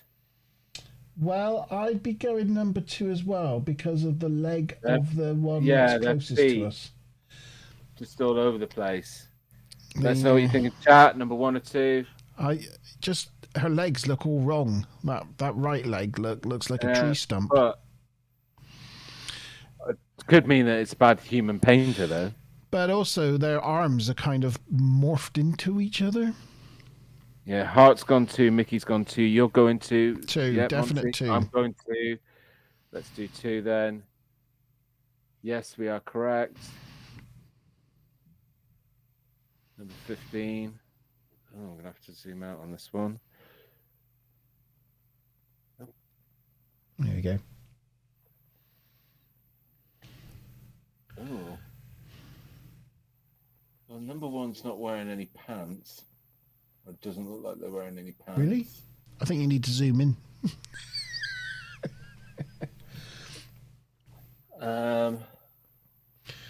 Although the face and neck on number 2 looks a bit strange.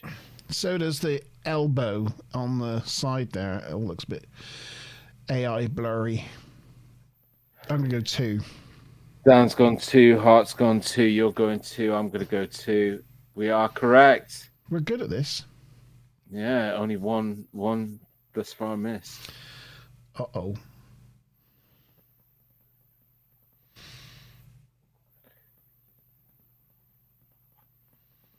Oh, dear.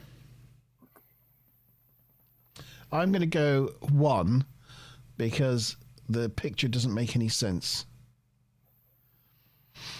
I mean, the other one on the other side is a guy on a hill. I mean, what is that first one? The land's all over the place. Yeah, good point. Yeah, I'm going to go number 1. Heart's gone number 2. They got number 2. I think Both. Mickey's gone 1. Heart's gone 2. Dan's gone both. 1's the majority then? Yeah. Correct.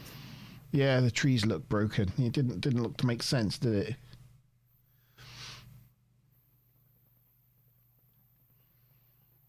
Ah, clever.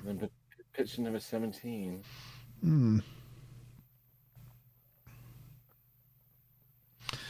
I'm going to go 2. Once again, just because this is abstract, right? And we get that the one on the left is a painting of the beach of the thing, behind the arch. But the one on the right doesn't really, is not anything, is it? It's not rendered anything and properly. also if you look at the arch, it's a bit odd. It's like It's all just odd. It's AI not understanding abstract. Dan's gone 2, Hart's gone 2. I don't know if Mickey has gone 2, I think. Yeah. 2. Yes, we are correct. Yeah. Hell. Right, let's zoom in. These are select 2 photographs. Well, the number 2 makes sense to me because it looks like smoke coming out of a crater. Yep. But then if you look at the size of the land, that smoke it's out of proportion, isn't it? Huge. Yeah. Yeah. One's the AI, I think. And I actually think that number 2 is Iceland. Mickey's gone number 1. You're going number 1. I'm going number 1. Let's go number 1. Let's go number 1. Yay! We're nearly there. Trees in the mist. Number 2. Again, it's out of proportion. It's all out of proportion. The trees look all wrong. Yeah. Number 2. Dan says 2. Broccoli being steamed. That's what that is. Oh. Well, the first one looks like Jerry Halliwell. Yeah, she's not happy, is she? Jerry Halliwell, she's not happy today. Why? Her husband, Christian Horner, has been accused by a female in Red Bull of not being a very good boss. Everybody's gone number 2 on this one. I'd go number 2. Why? Why? Because I don't know. I just think it just looks, the blurriness of it and that just looks AI-ish.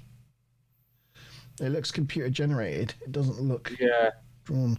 The other one looks hand drawn. Too perfect. Yes. Last one. Is it? Is it the last one? Oh, yay. Not bad, is it? No, it's been fun. I think number 1. The waves look odd.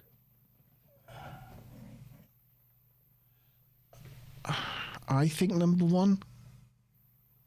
I mean, there's nothing number 2 to tell me that it's not. I think Dan's gone 1, Mickey's gone 1. Did Hart go 2 there? Horny Horner. Yes, Horny Horner. I read some of the texts he sent as well. It had been leaked today because whoever it was has leaked it all to the press. And it doesn't paint Christian Horner in a very good light at all. The dirty old man. Some weird UFO up there as well. Yeah. Go on then. Let's go 1 then.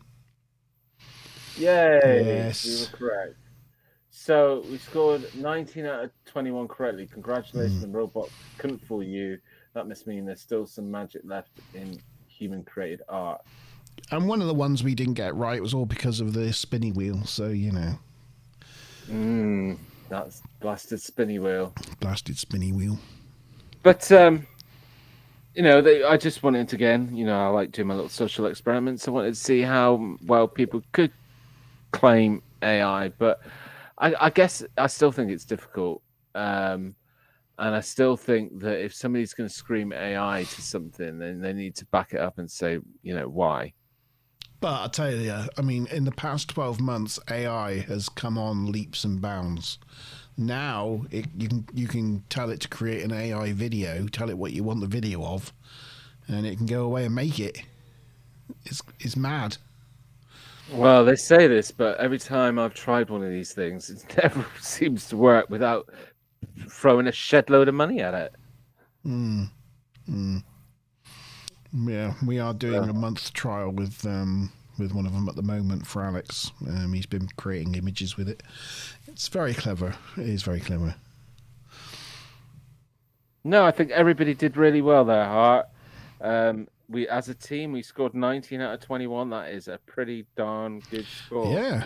Yes. So, but I hope you all enjoyed that game. A little bit of a breakout. Always good to sort of keep your eyes trained, looking for all those small details, which really helps when you're looking at paranormal research and paranormal content. And talking about paranormal research and paranormal content, let's talk about Paranormal Bigfoots. Yes. The second documentary. So we kind of outlined, and I don't know about you, Monty, I came away from documentary number 1 thinking that they've made a really sort of solid case for Bigfoot being some sort of homogeneous and, you know, a lot of statistically why that could be possible, using a lot of various different facts. So yeah, but then we go into this documentary and we're talking about paranormal Bigfoot and what does that mean? Let's talk about the start of it as it started, which we kind of already touched on. We earlier. talked about the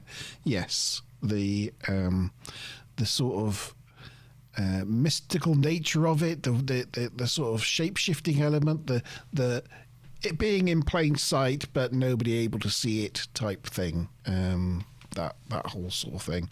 And they say we start off with that Native American talking about the tall ships and them not being able to see them, and then we go on to a chap called Raven Wolf of the Koyoko Athabaskan. Well, I noted down that Raven Wolf was part of the Muskogee Creek tribe. Yeah, but the specific Muskogee Creek tribe is the Koyoko Athabaskan tribe. Yeah. Yeah. So the start of this documentary initially confused me because you're looking at waves crashing on an ocean shore, and I'm thinking, right, what's the ocean got to do with Bigfoot?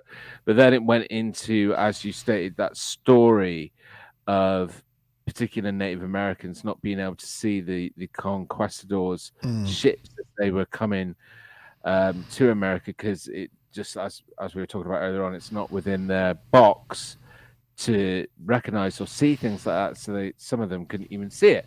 And this Raven Wolf kind of tells us about how we can't, as humans, just look at things through what he calls a science ego lens. So, passing it all down to scientific theories, because he says that doing that just ends up leading to bigger and bigger questions and never actually seeing the world for what it is. And he talks about a balance between seeing things, on one hand, seeing things in a spiritual way, and on the other hand, seeing things using your intelligence. Yes. And what did you think of Raven Wolf? I'm a science guy, so his thing, I was just like, he was kind of like talking about, your ego and science. And, if you look at things in a scientific way, I think it will lead on to bigger and deeper questions. And questioning things is a good thing. And so his point of view was kind of opposite to mine. So I kind of, just glanced past him, really. So I didn't really... Yeah, definitely very similar, but for maybe probably slightly different reasons. I mean, when he started going on about the ego of science, again, I found it that one of those moments where I just go, oh, how disappointing.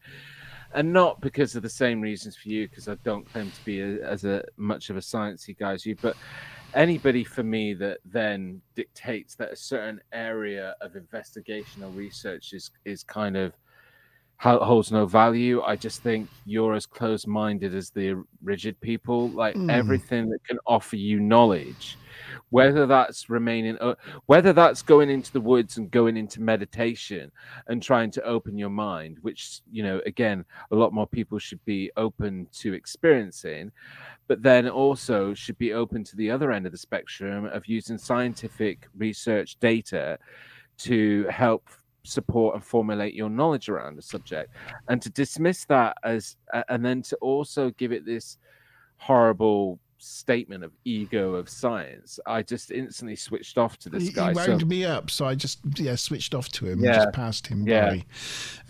But you're right in that you've got to keep an open mind, whether you're a personal scientist and a scientist, or a spiritualist, or he was whatever. A contradiction of himself. He's saying that Native Americans have got such openness to spiritualism and and we just move away from the ego of as science. long as you ignore science.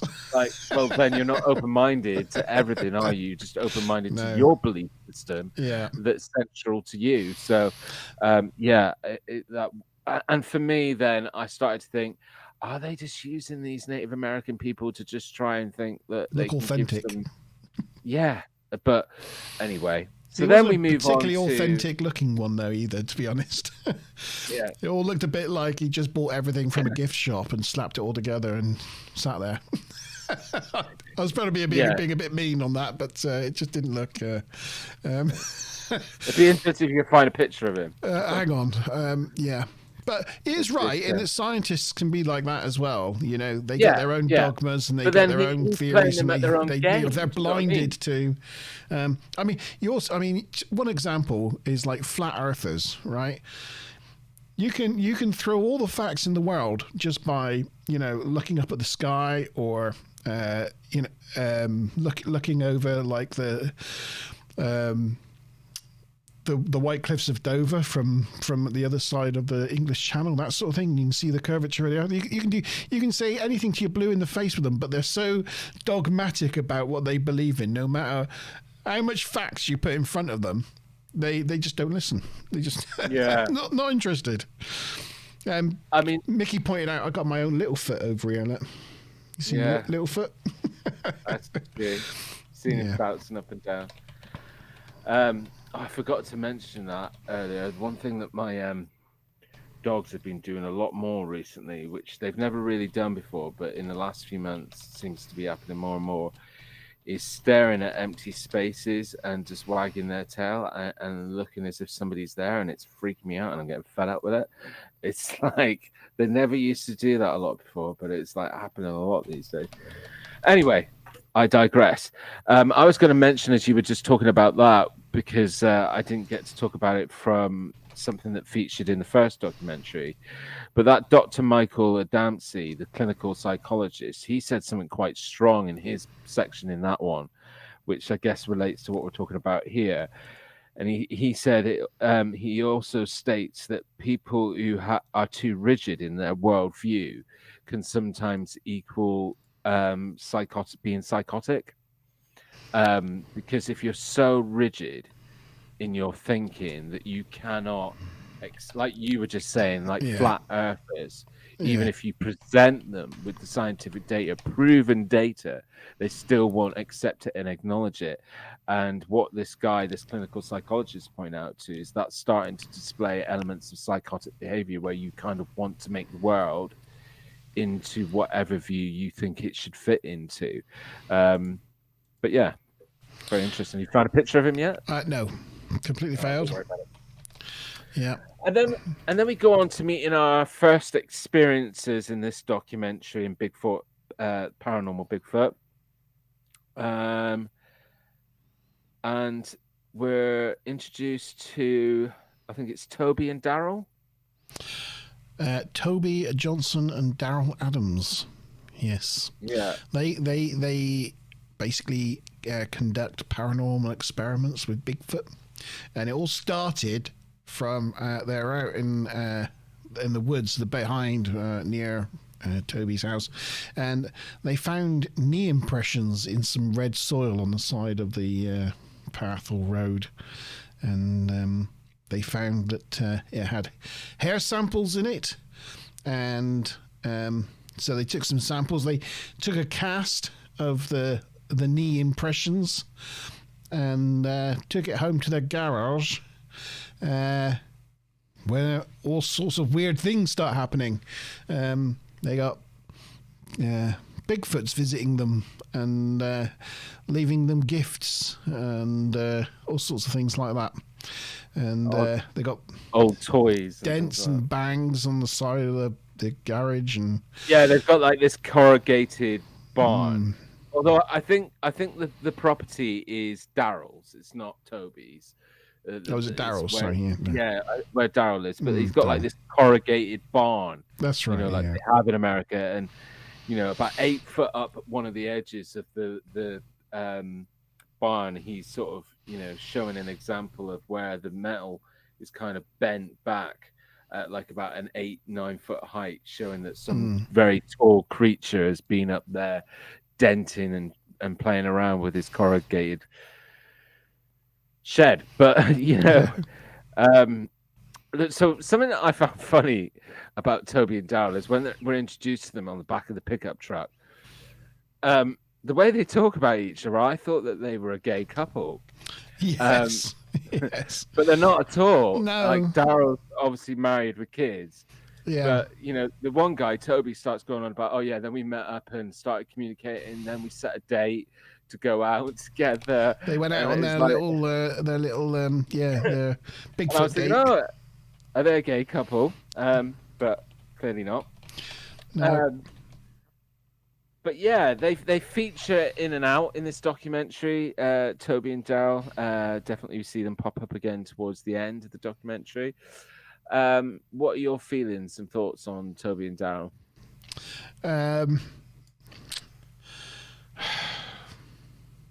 So they found hair, and they say they got it analyzed, tested, and the results come up with it's not from any known creature, right? But like, I made a note of that in my notes here, and I've put like citation required around it, because it's like, well, what tests did you have run on it? What lab did you send it to? What were the exact results? Like, it's not any known creature because it's plastic and come off a Bigfoot costume.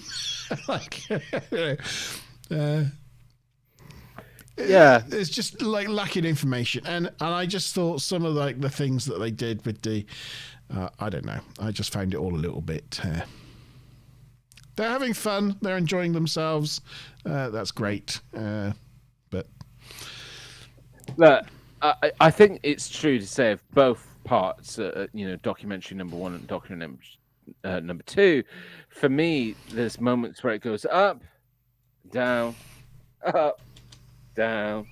and sometimes I guess in some ways that's maybe okay, because at least they're adding some texture into it.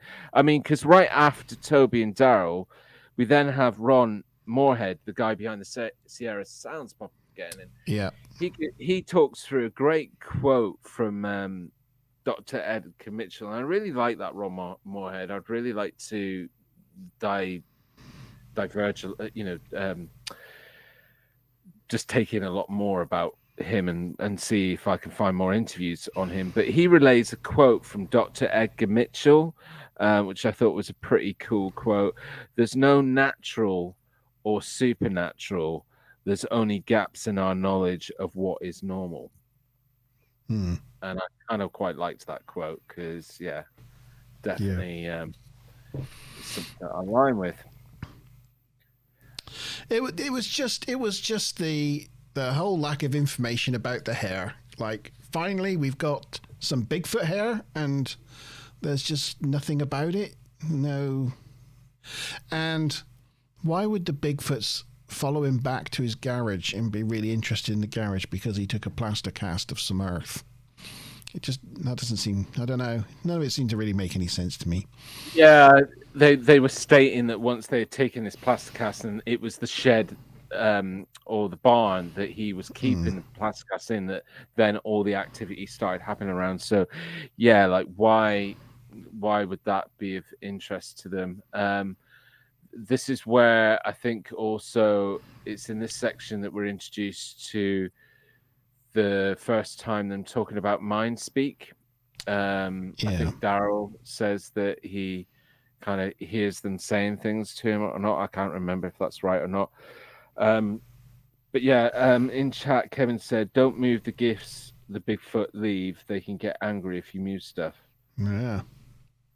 But he says doesn't make sense.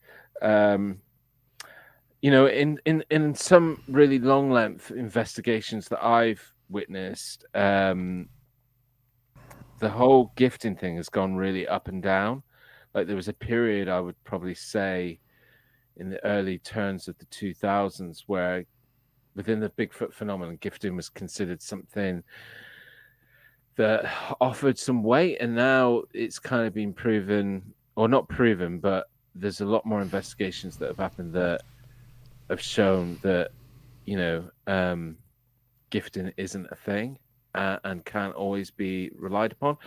However, one interesting thing that does come up in their gifting, which I don't know if you noted, was the sort of, he finds a toy with something on top of it that looks like black and rubbery, and it was squidgy. And it actually turns out to be a natural compound, which is given the nickname of wood jam. And it's actually a hallucinogenic compound, which throughout Native American history was taken and ingested to help them see the legendary wood people. Yeah. That's interesting how he then found this on one of the toys that he was gifted.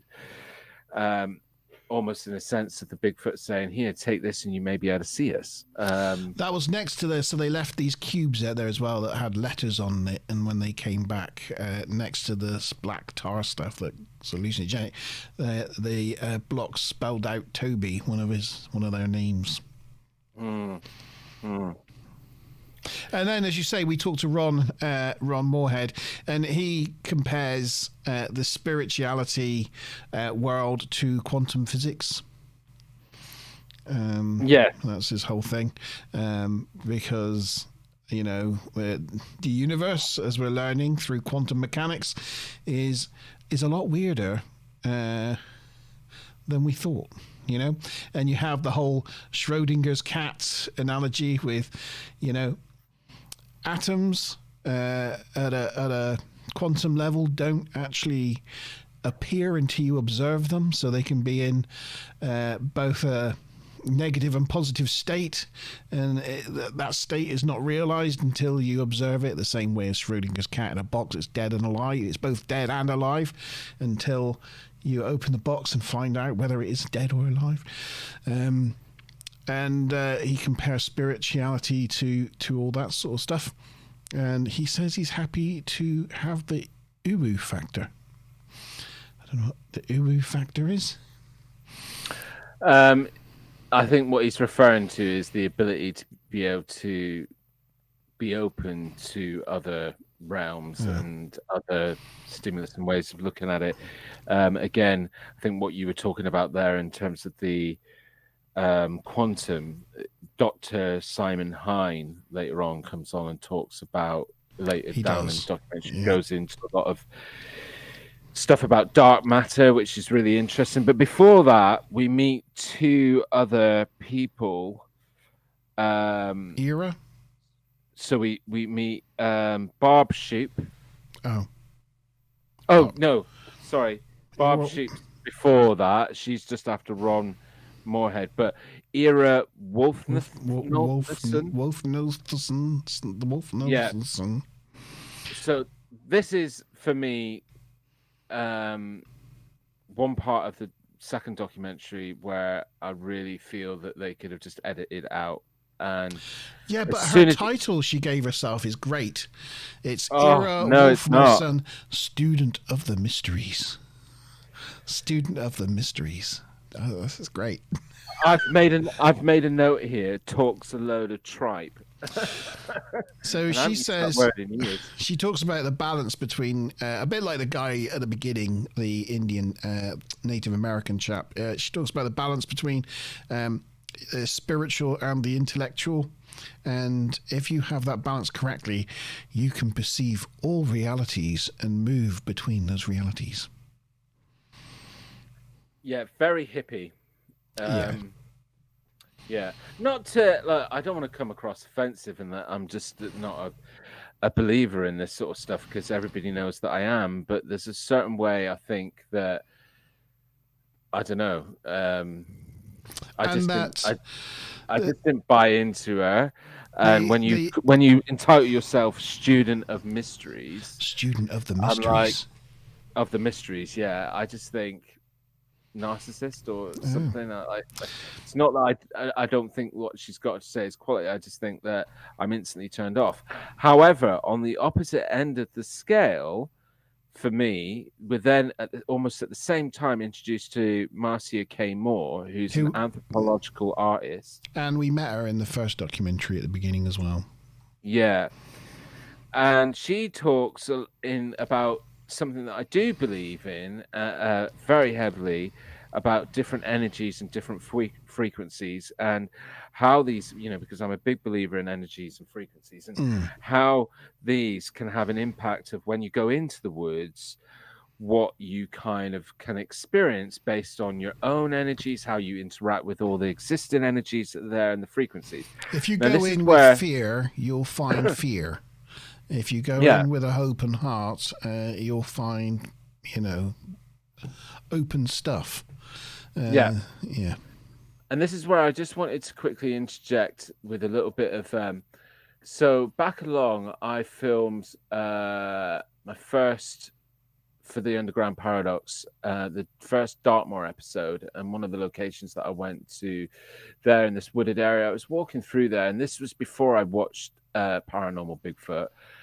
And one of the things that's good about getting out and about, like I do in this video, and I hear a lot of other people refer to it, is that when you're out walking like that, it is good for your mind, because all of a sudden things hit you that you hadn't necessarily thought about before. And in this quick snippet that I've got from that episode, this is an example of one of those things. And it's very similar to what we're talking about here. Around, I just had another thought which I wanted to share with you guys, because having been interested quite deeply in the Sasquatch Bigfoot phenomenon for the last 4 years or so, and then this emerging phenomenon of dogmen, I was just thinking about it the other day. What I find really interesting is that, and it's not unique, but in the majority of sightings, encounters of Bigfoot or Sasquatch, primarily the creature comes across as quite benign. Either it wants to just get away and remain hidden, but that's not to say that there aren't cases of and I've certainly covered them on the Storytime episodes that I do on my other channel, The Vault, where there's been some gruesome encounters and stories of Sasquatch and Bigfoot. However, when it comes to dogmen, it's kind of the opposite. Like, it's the majority of dogmen sightings and encounters that people talk about this thing that it's very sort of threatening and pursuing them, and that there's a lot of fear and everything involved. The possibility of thinking beyond the normal logical, physical, biological, and into things like other dimensions and possibly UFO connection and otherworldly connection. But I was just thinking, if it's entities or creatures that we're seeing from another plane of dimension or reality, maybe some of it is down to the individual's perception. So if you're somebody who doesn't naturally carry a lot of fear in these locations, maybe what you see is a Bigfoot or something that's ape-like or human, very much more human-like. Whereas if you instantly are in that environment and have a lot of trepidation and fear, maybe what you then translate in terms of what you see is, sorry, I know I'm not talking very well here, that's because I'm just about to drown in a marsh area, which I'm trying to negotiate my way around. But maybe what you see is then dogmen, you know, and something that's a little bit more predatory because of your natural heightened fear. I've just never heard anybody talk about that or make that connection. Well, there you go. Yeah. And that's kind of what Marcia Moore was saying, wasn't it, really? Yeah. So when I was watching the documentary, I was like, oh my God, there are other people who think, you know, because it was just that whole idea of just our perception of things and whether we play a psychological part in what we create and what we see. She pointed out that when a lot of people see a foot impression in the ground of what she calls a big nature foot impression, they always find just one by itself. And so she's thought about it and decided that rather than the Bigfoot coming through into our dimension, just put one foot down and then go again. Maybe it's from the observer's point of view that you've opened yourself out to being in resonance with the Bigfoot's dimension, I suppose, and are able in that fleeting moment to have gone over and just observed it fleetingly, 1 foot impression amount of time to see it. And after she had that thought, she thought, I want to write this down. And if only she had a notebook right now. And then found a red notebook hanging off a tree. Yeah, and she shows that red notebook in the documentary. But again, you know, a very, very lovely and interesting story. But I definitely felt that it's a really good example of those two people almost saying the same thing, but the way in which one says it, you kind of can align with, and the way the other one delivers it, you just kind of switched off to it. But or at least I did anyway. So as we were saying earlier, you know, there's then a good section of this program where we're introduced, or this documentary, where we're introduced to Dr. Simon Hine, and then also a gentleman who is a hypnotist, right? I can't remember his name. I didn't note down his name. The hypnotist was called Doug Meacham. Right. And they're both sort of talking about similar things, although Dr. Simon Hine is definitely talking more about, like, he's the author of a book called Dark Matter Monsters. And he basically is pointing towards the fact, and he's right, that, you know, across the paranormal, there's lots of different genres. There's ufology, there's cryptozoology, there's the supernatural. And in majority of these paranormal experiences have a certain similar criteria or evidence behind them. And that is, you know, electronic equipment being affected, missing time, a psychic communication and mind speak. And he goes on to talk about how you can apply certain quantum principles to solid and gas and whatnot. And beyond gas, there's plasma. And he reckons that beyond plasma, there's another quantum state that renders matter completely invisible. And maybe that's what dark matter and dark energy is. Because we know that there's not enough matter in the universe. So scientists call the missing matter and the missing energy in the universe, they call it dark matter. But I think a little bit, you know, yeah. So yeah, but I thought things he was talking about is very interesting and whatnot, but I did think, when he started going on about, and we know it exists because the CIA have created it and they're hiding it from us, and it started going down that sort of conspiracy route again. No, but what he was also pointing towards is there are certain companies out there, and not necessarily government-driven companies, that are now putting in patents for things like cloaking, teleportation, directed energy weapons, cold fusion. They're actually submitting patents to almost kind of copyright their work and their research that they're doing into these things. So these things, obviously, to some extent within the field of research and science and industry, are in place. And these he was showing patents since that have been submitted in 2020.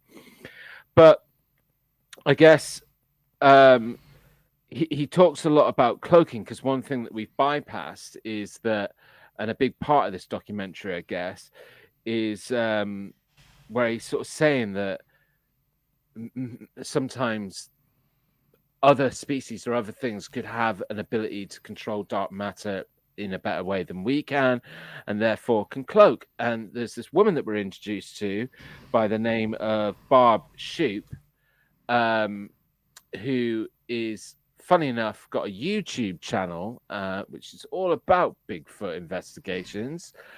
But she happened to be out on an investigation and caught this footage of what seemingly shows a cloaked entity in the woods. And I have that footage. Do you want to watch it? Yeah. I say with zero enthusiasm. Did you not like the footage? No. No. Okay. I didn't like this section. This is the section of this thing I didn't really go much on. But yes, we can see it. And well, you can tell me in chat. What do you think about this?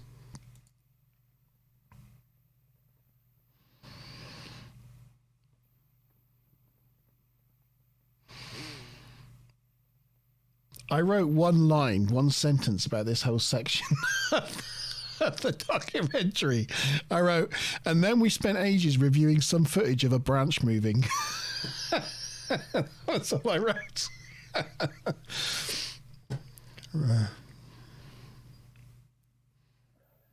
Yeah, so apparently before this is caught on camera, she said she saw an entity and it was running through the woods very fast. And I think that's what they were talking about. They were, yeah. As they had the camera on, and then they catch whatever they catch in the background, which is about to come up. Okay, so Larry, you remember we showed you this tree when you were here that had been snapped off there and was hung up over there? Uh-huh. So I guess it was maybe 6 months or so ago. We got a new break in the middle of it. Something hit this hard enough in the middle that it broke it there, but it didn't knock down either end. Both ends are still suspended. Wow. Pretty cool. Yeah, so something had to have hit it really hard and really fast right in the middle to break it there, to not break these smaller pieces that are supporting it at either end. Yeah, that had to have been, Yeah. like a thrust and not a hang, you know what Yeah, I'm saying? Cause something hard and fast. On it for any amount of time, The heck was that? Did you see that? Sam's been checking it out. Yeah. Like a thrust and not a hang, you know what Yeah, I'm saying? Cause something hard and fast. On it for any amount of time, The heck was that? Did you see that? And Sam's been, Yeah. like a thrust and not a hang, you know what Yeah, I'm saying? Cause something hard and fast. On it for any amount of time, The heck was that? Did you see that? And Sam's been, I saw it. Yeah. like a thrust and not a hang, you know what Yeah, I'm saying? Cause something hard and fast. On it for any amount of time, The heck was that? Did you see that? Sam's been, Yeah, and Sandy's not going. Oh, I don't know if, see, the thing that bothered me is they're not doing any zoom in. No, not on this one. They do in the documentary. They zoom right in on it. But it loses definition when they zoom in on it anyway. It looked to me like something had fallen off like a branch above it and just knocked a branch on the way down, and a branch went badoing. Well, here's the thing, actually. So about 2 months ago, Ben uploaded a video, and I was watching it, and I was going through his comments, and somebody commented about they put a time index, and they said, "Oh, so weird about that thing moving behind you." And so I went and watched it, and as soon as I watched it, I thought, "Oh my god, yeah, that looks really interesting. It looks like something moving behind him."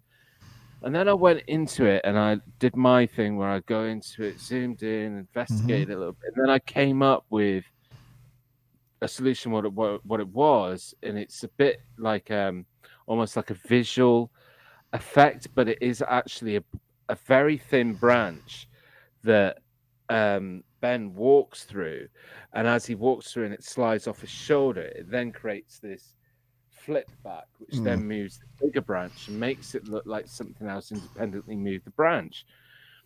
And I think this is very much the same. I think, but when I first watched it, especially on the documentary, I definitely didn't think that what I was looking at was CGI or fake. I think that they think they saw something genuine, but yeah, I think you're on the money with saying that it was like a branch just goes doing, and it's like they spend literally a quarter of an hour on this in the documentary because they talk to them about the whole story. We review the footage, we get the shots, and then they bring in a guy that reviews it. Can't remember what he's called. He does go on to say that.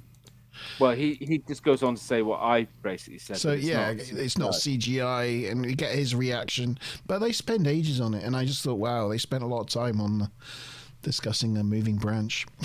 I just didn't get it myself. Again, I'll put the link in the description if you guys want a closer look. But like Monte just pointed out, I think actually how they feature the footage in the documentary is better than what she featured on her own channel. It is. It is.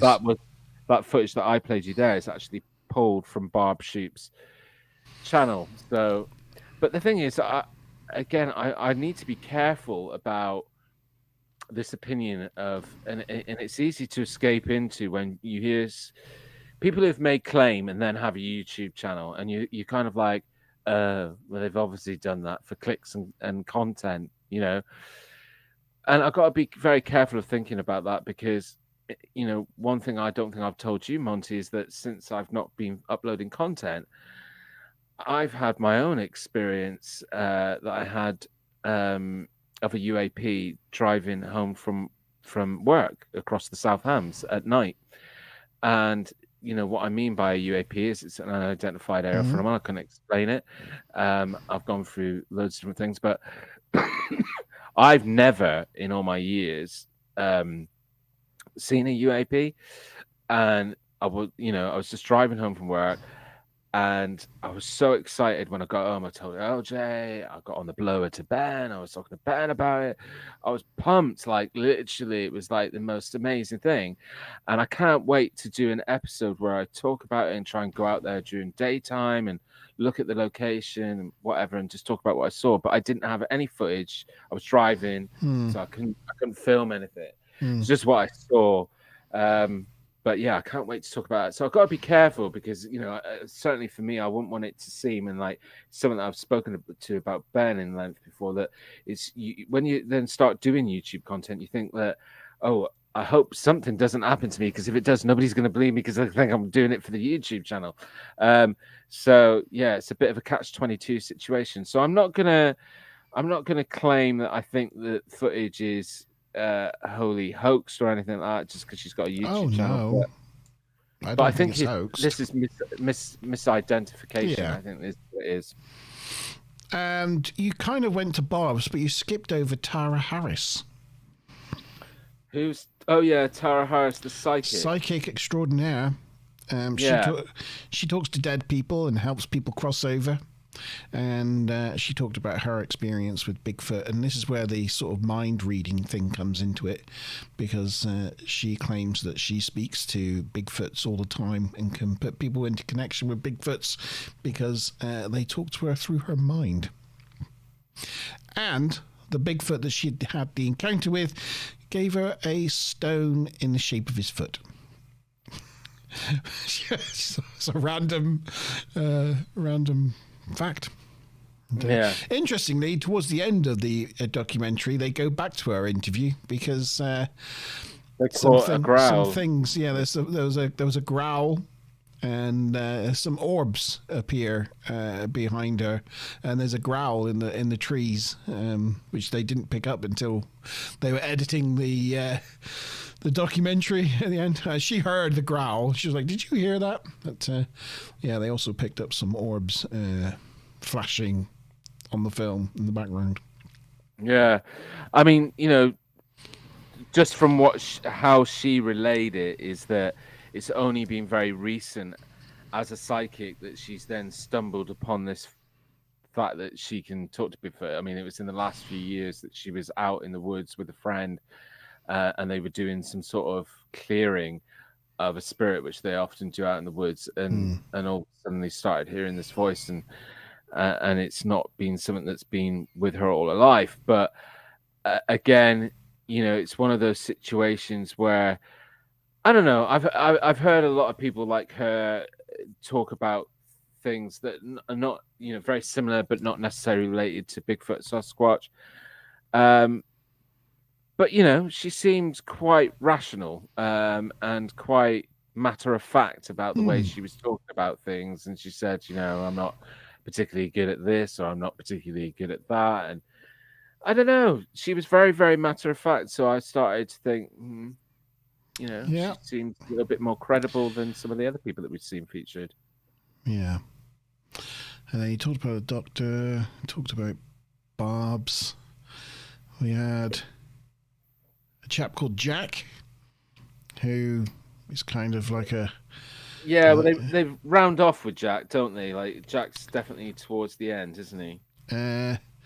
Yeah, we got a few more people after Jack, but Harold and Cody. Harold and Cody, and yeah. But yes, Jack tells a story of his. He looks like a typical kind of guy that like lives in like the Appalachian Mountains or something, Oh, Jack. And he tells a story. It reminds me of the dad of. Have you seen the third part to the film with London Has Fallen? It's the third installment of London Has Fallen is the second one. Yeah. And then it's all about him, and his dad's in it. He's played by Nick Nolte. Oh, right. And the guy reminds me of like Nick Nolte. He's like living out in the woods. Had a bit of a problem. Cheers, Kevin. Cheerio. Kevin's got to go. Oh yeah, it's getting late actually. It's getting late. We're nearly there. Honest, everyone. We're towards the end. But my instant problem with Jack is that he's referred to just as Jack. It's just Jack. Yeah, good old Jack. And Jack basically tells us a lot about things that he sees and experiences on his property, but he chopped down some trees around his house because he was afraid they were going to fall in. And when he did, the family saw a deer come up to the house, and it was a big deer. And one night, they all thought it was weird. One night, he was at his house, and there was banging on the sides of the wall. So he went out to see what it was, and come face to face with a Bigfoot. And the Bigfoot was talking to him in his mind, and he was talking back to the Bigfoot, telling him that he was no threat, that he was peaceful and all this sort of thing, and that he tastes horrible, so don't try eating him, that sort of thing, that sort of stuff. And the Bigfoot turned into the deer and galloped away. As essentially the story. Shape-shifting Bigfoots. And then that leads us on to definitely the last people featured in the part 2, and that's Harold and Cody. They're telegraph workers, I believe. Yes. So, and they're out in the middle of nowhere. They've gone out to work on this telegraph pole and fix it. As they're arriving at the location, they think they see what they describe initially, or one of them, I think it's Harold, describes it as he thought it was an elk on its hind legs. And then as they got closer and they're both looking at it, both of them together see this creature is definitely like a 9-foot creature with big arms, big chest, broad shoulders, and then it turns into what? It turns into a glowing Ball orb. of light. A Glowing ball of orb. light. It turns into an orb, a ball of light. That ball of light turns into a cube of light, and then it whooshes off over the tree line. Yeah. Which, yeah, I like the way they told the story, and I thought Cody was fun. I don't know. Or his facial expressions. All his facial expressions, like as Howard's talking, like I just couldn't take my eyes off of Cody. Just like he's kind of doing his own thing in the interview. It's quite funny. But again, sometimes I do have to stop and just say, why would these people make up this story? Why would they talk about it? And then again, they talk about it in a very sort of natural, level-headed way. Again, they've got plenty of details, plenty of information for you to hold on to. But it's, I guess this is where this documentary feels very different than the first one, where it really does go to that paranormal Bigfoot element, where there's a big section in this documentary where they're talking about the connection between Bigfoot sightings and sightings of light orbs, and that they are more than just biological, physical entities, that what we're possibly experiencing or what people see is like an interdimensional creature. That was Ashley Stinnett's section where she talks about her experiences with Bigfoots and UFOs, and how Bigfoots travel in orbs, backed up by Harold and Cody's story after it. But yeah, it's definitely, if you go along that line of thinking, if you watch the documentary and you're left thinking, God, that could be potentially possible, then you have to open up your mind to the fact that, Bigfoot or wood people, hairy people, wild people are not and shouldn't be specifically limited to Pacific Northwest, Canada, Alaska, that they should be able to be all over the world, and seen and witnessed. And then when you stop and say that, then you can say, and hopefully they do a documentary number 3, when actual fact that is the case. You've got the Yamasti in Russia, you've got the Yeti in the Himalayas, you've got the Yowie in Australia, you've got,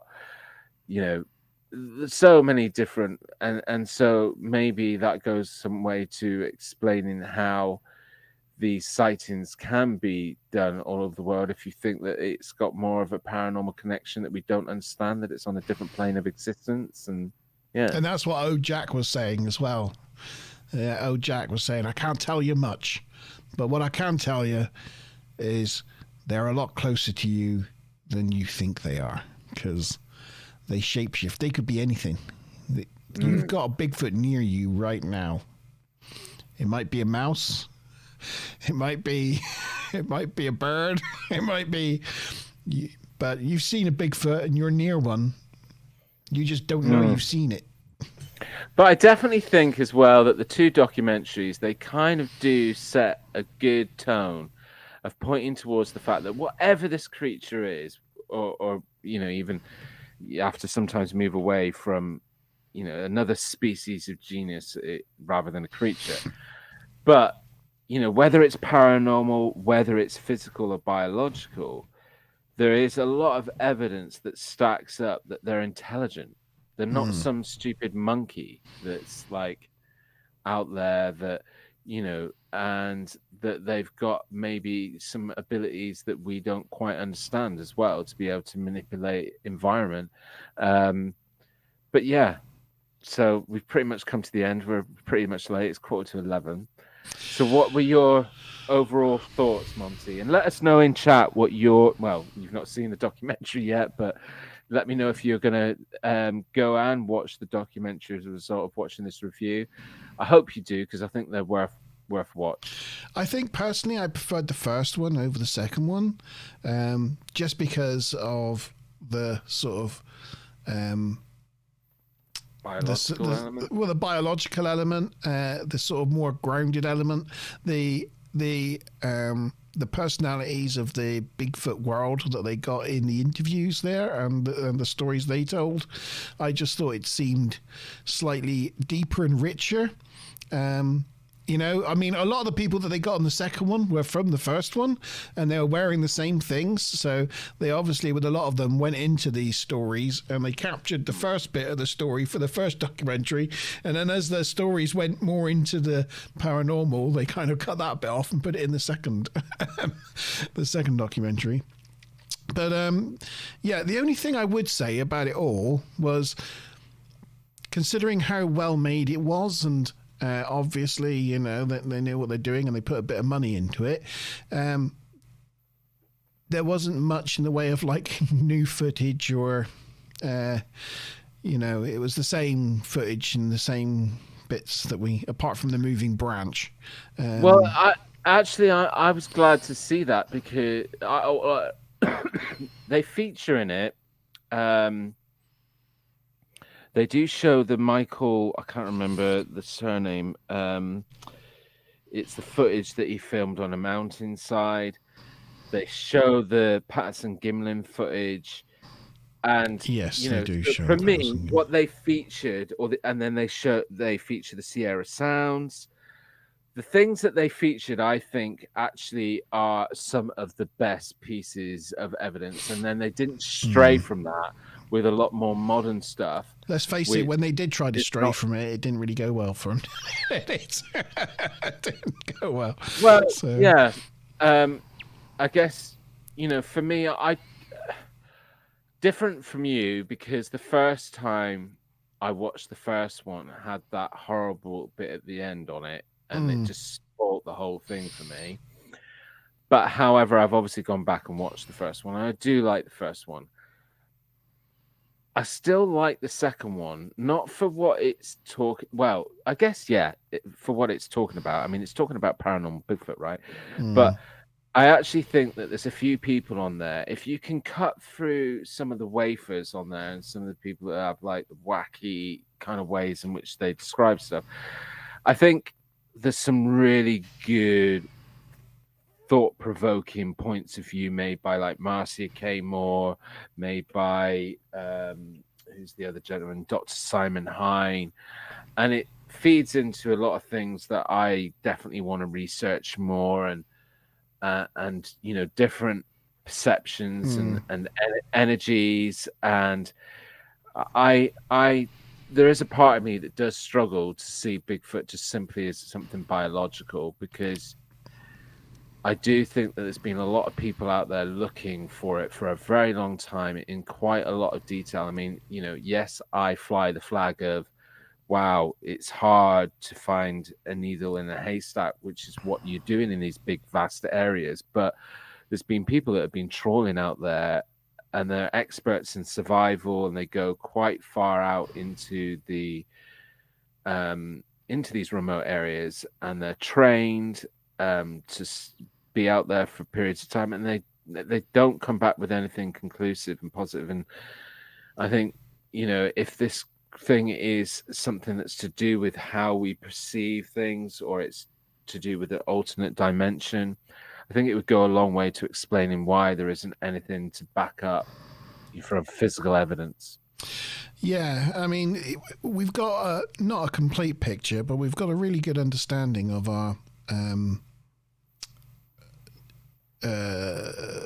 history as a species, you know, from our commonest ancestor of the great apes to where we are today, and all of the other different types of humans that shot the family tree at various points and came to ends.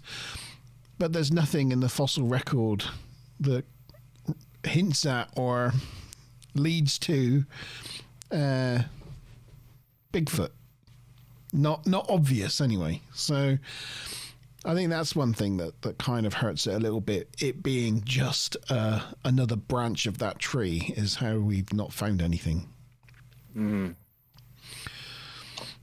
But I definitely my My overall review comment would be that I would recommend these two documentaries. I recommend, definitely recommend. People that they're worth a watch because, they're better than a lot of stuff that's out there. Yes, quality. It's quality. A lot more. Yeah. Yeah. Just for me, anyway. I just thought, there was just some, as you say, there were some wacky elements in the paranormal one that I just found slightly too wacky, but it was fun and I did enjoy it. I did enjoy them both. Yeah. Well, thank you, G-Star. I forgot to say at the top of the show, I just wanted to do a bit of a shout out. First of all, to Maz, channel family member from the TNG review show. She, her and Ludacris bought me this top. Cool. For my birthday. She was like straight away because it's Star Trek and doing this, But actually, I looked at it straight away and thought it was X-Files. And then I also think that it reminds me of the Vault sessions where the guy presses his hand up against the window. And it also looks like that other science fiction program where they go through the different dimensions. Anyway, very, very cool hoodie. And then I also wanted to do a shout out for Ludacris because he passed on this to me from his late father. And it's Mysteries of the Unexplained book from Reader's Digest. Huge book, published back in 1982. So, you can think, well, it's very old and a lot of the research and data in there could be quite out of date, but it goes into like significant detail about things like, I don't know, spontaneous combustion or various other phenomena that's been throughout the centuries, and will be a great reference book to talk about how we perceived this phenomenon, in the 50s and how we perceive it in current day, and great useful tool for me and future content. So thank you very much, Ludacris, for thinking about me on that one. Very cool. I'm going to give a shout out and a thank you to everyone that's joined us in live chat this evening. So thank you to Dan M, Kevin Worrell, thank you to Tired Time Lord, Andy Steeth, My Wrench, Smiler Rainbow, and thank you to Hart coming along and saying hello to us this evening.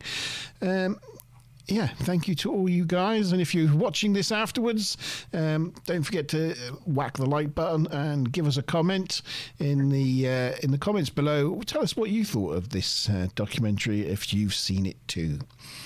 It's good to be back. Have a great weekend, everyone. Yeah, it's good to be back in the Monte Zone seat. It's very nice to be back.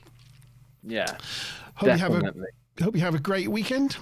And we'll see you towards the end of March for the next Monte Zone. And we'll think of something interesting to talk about.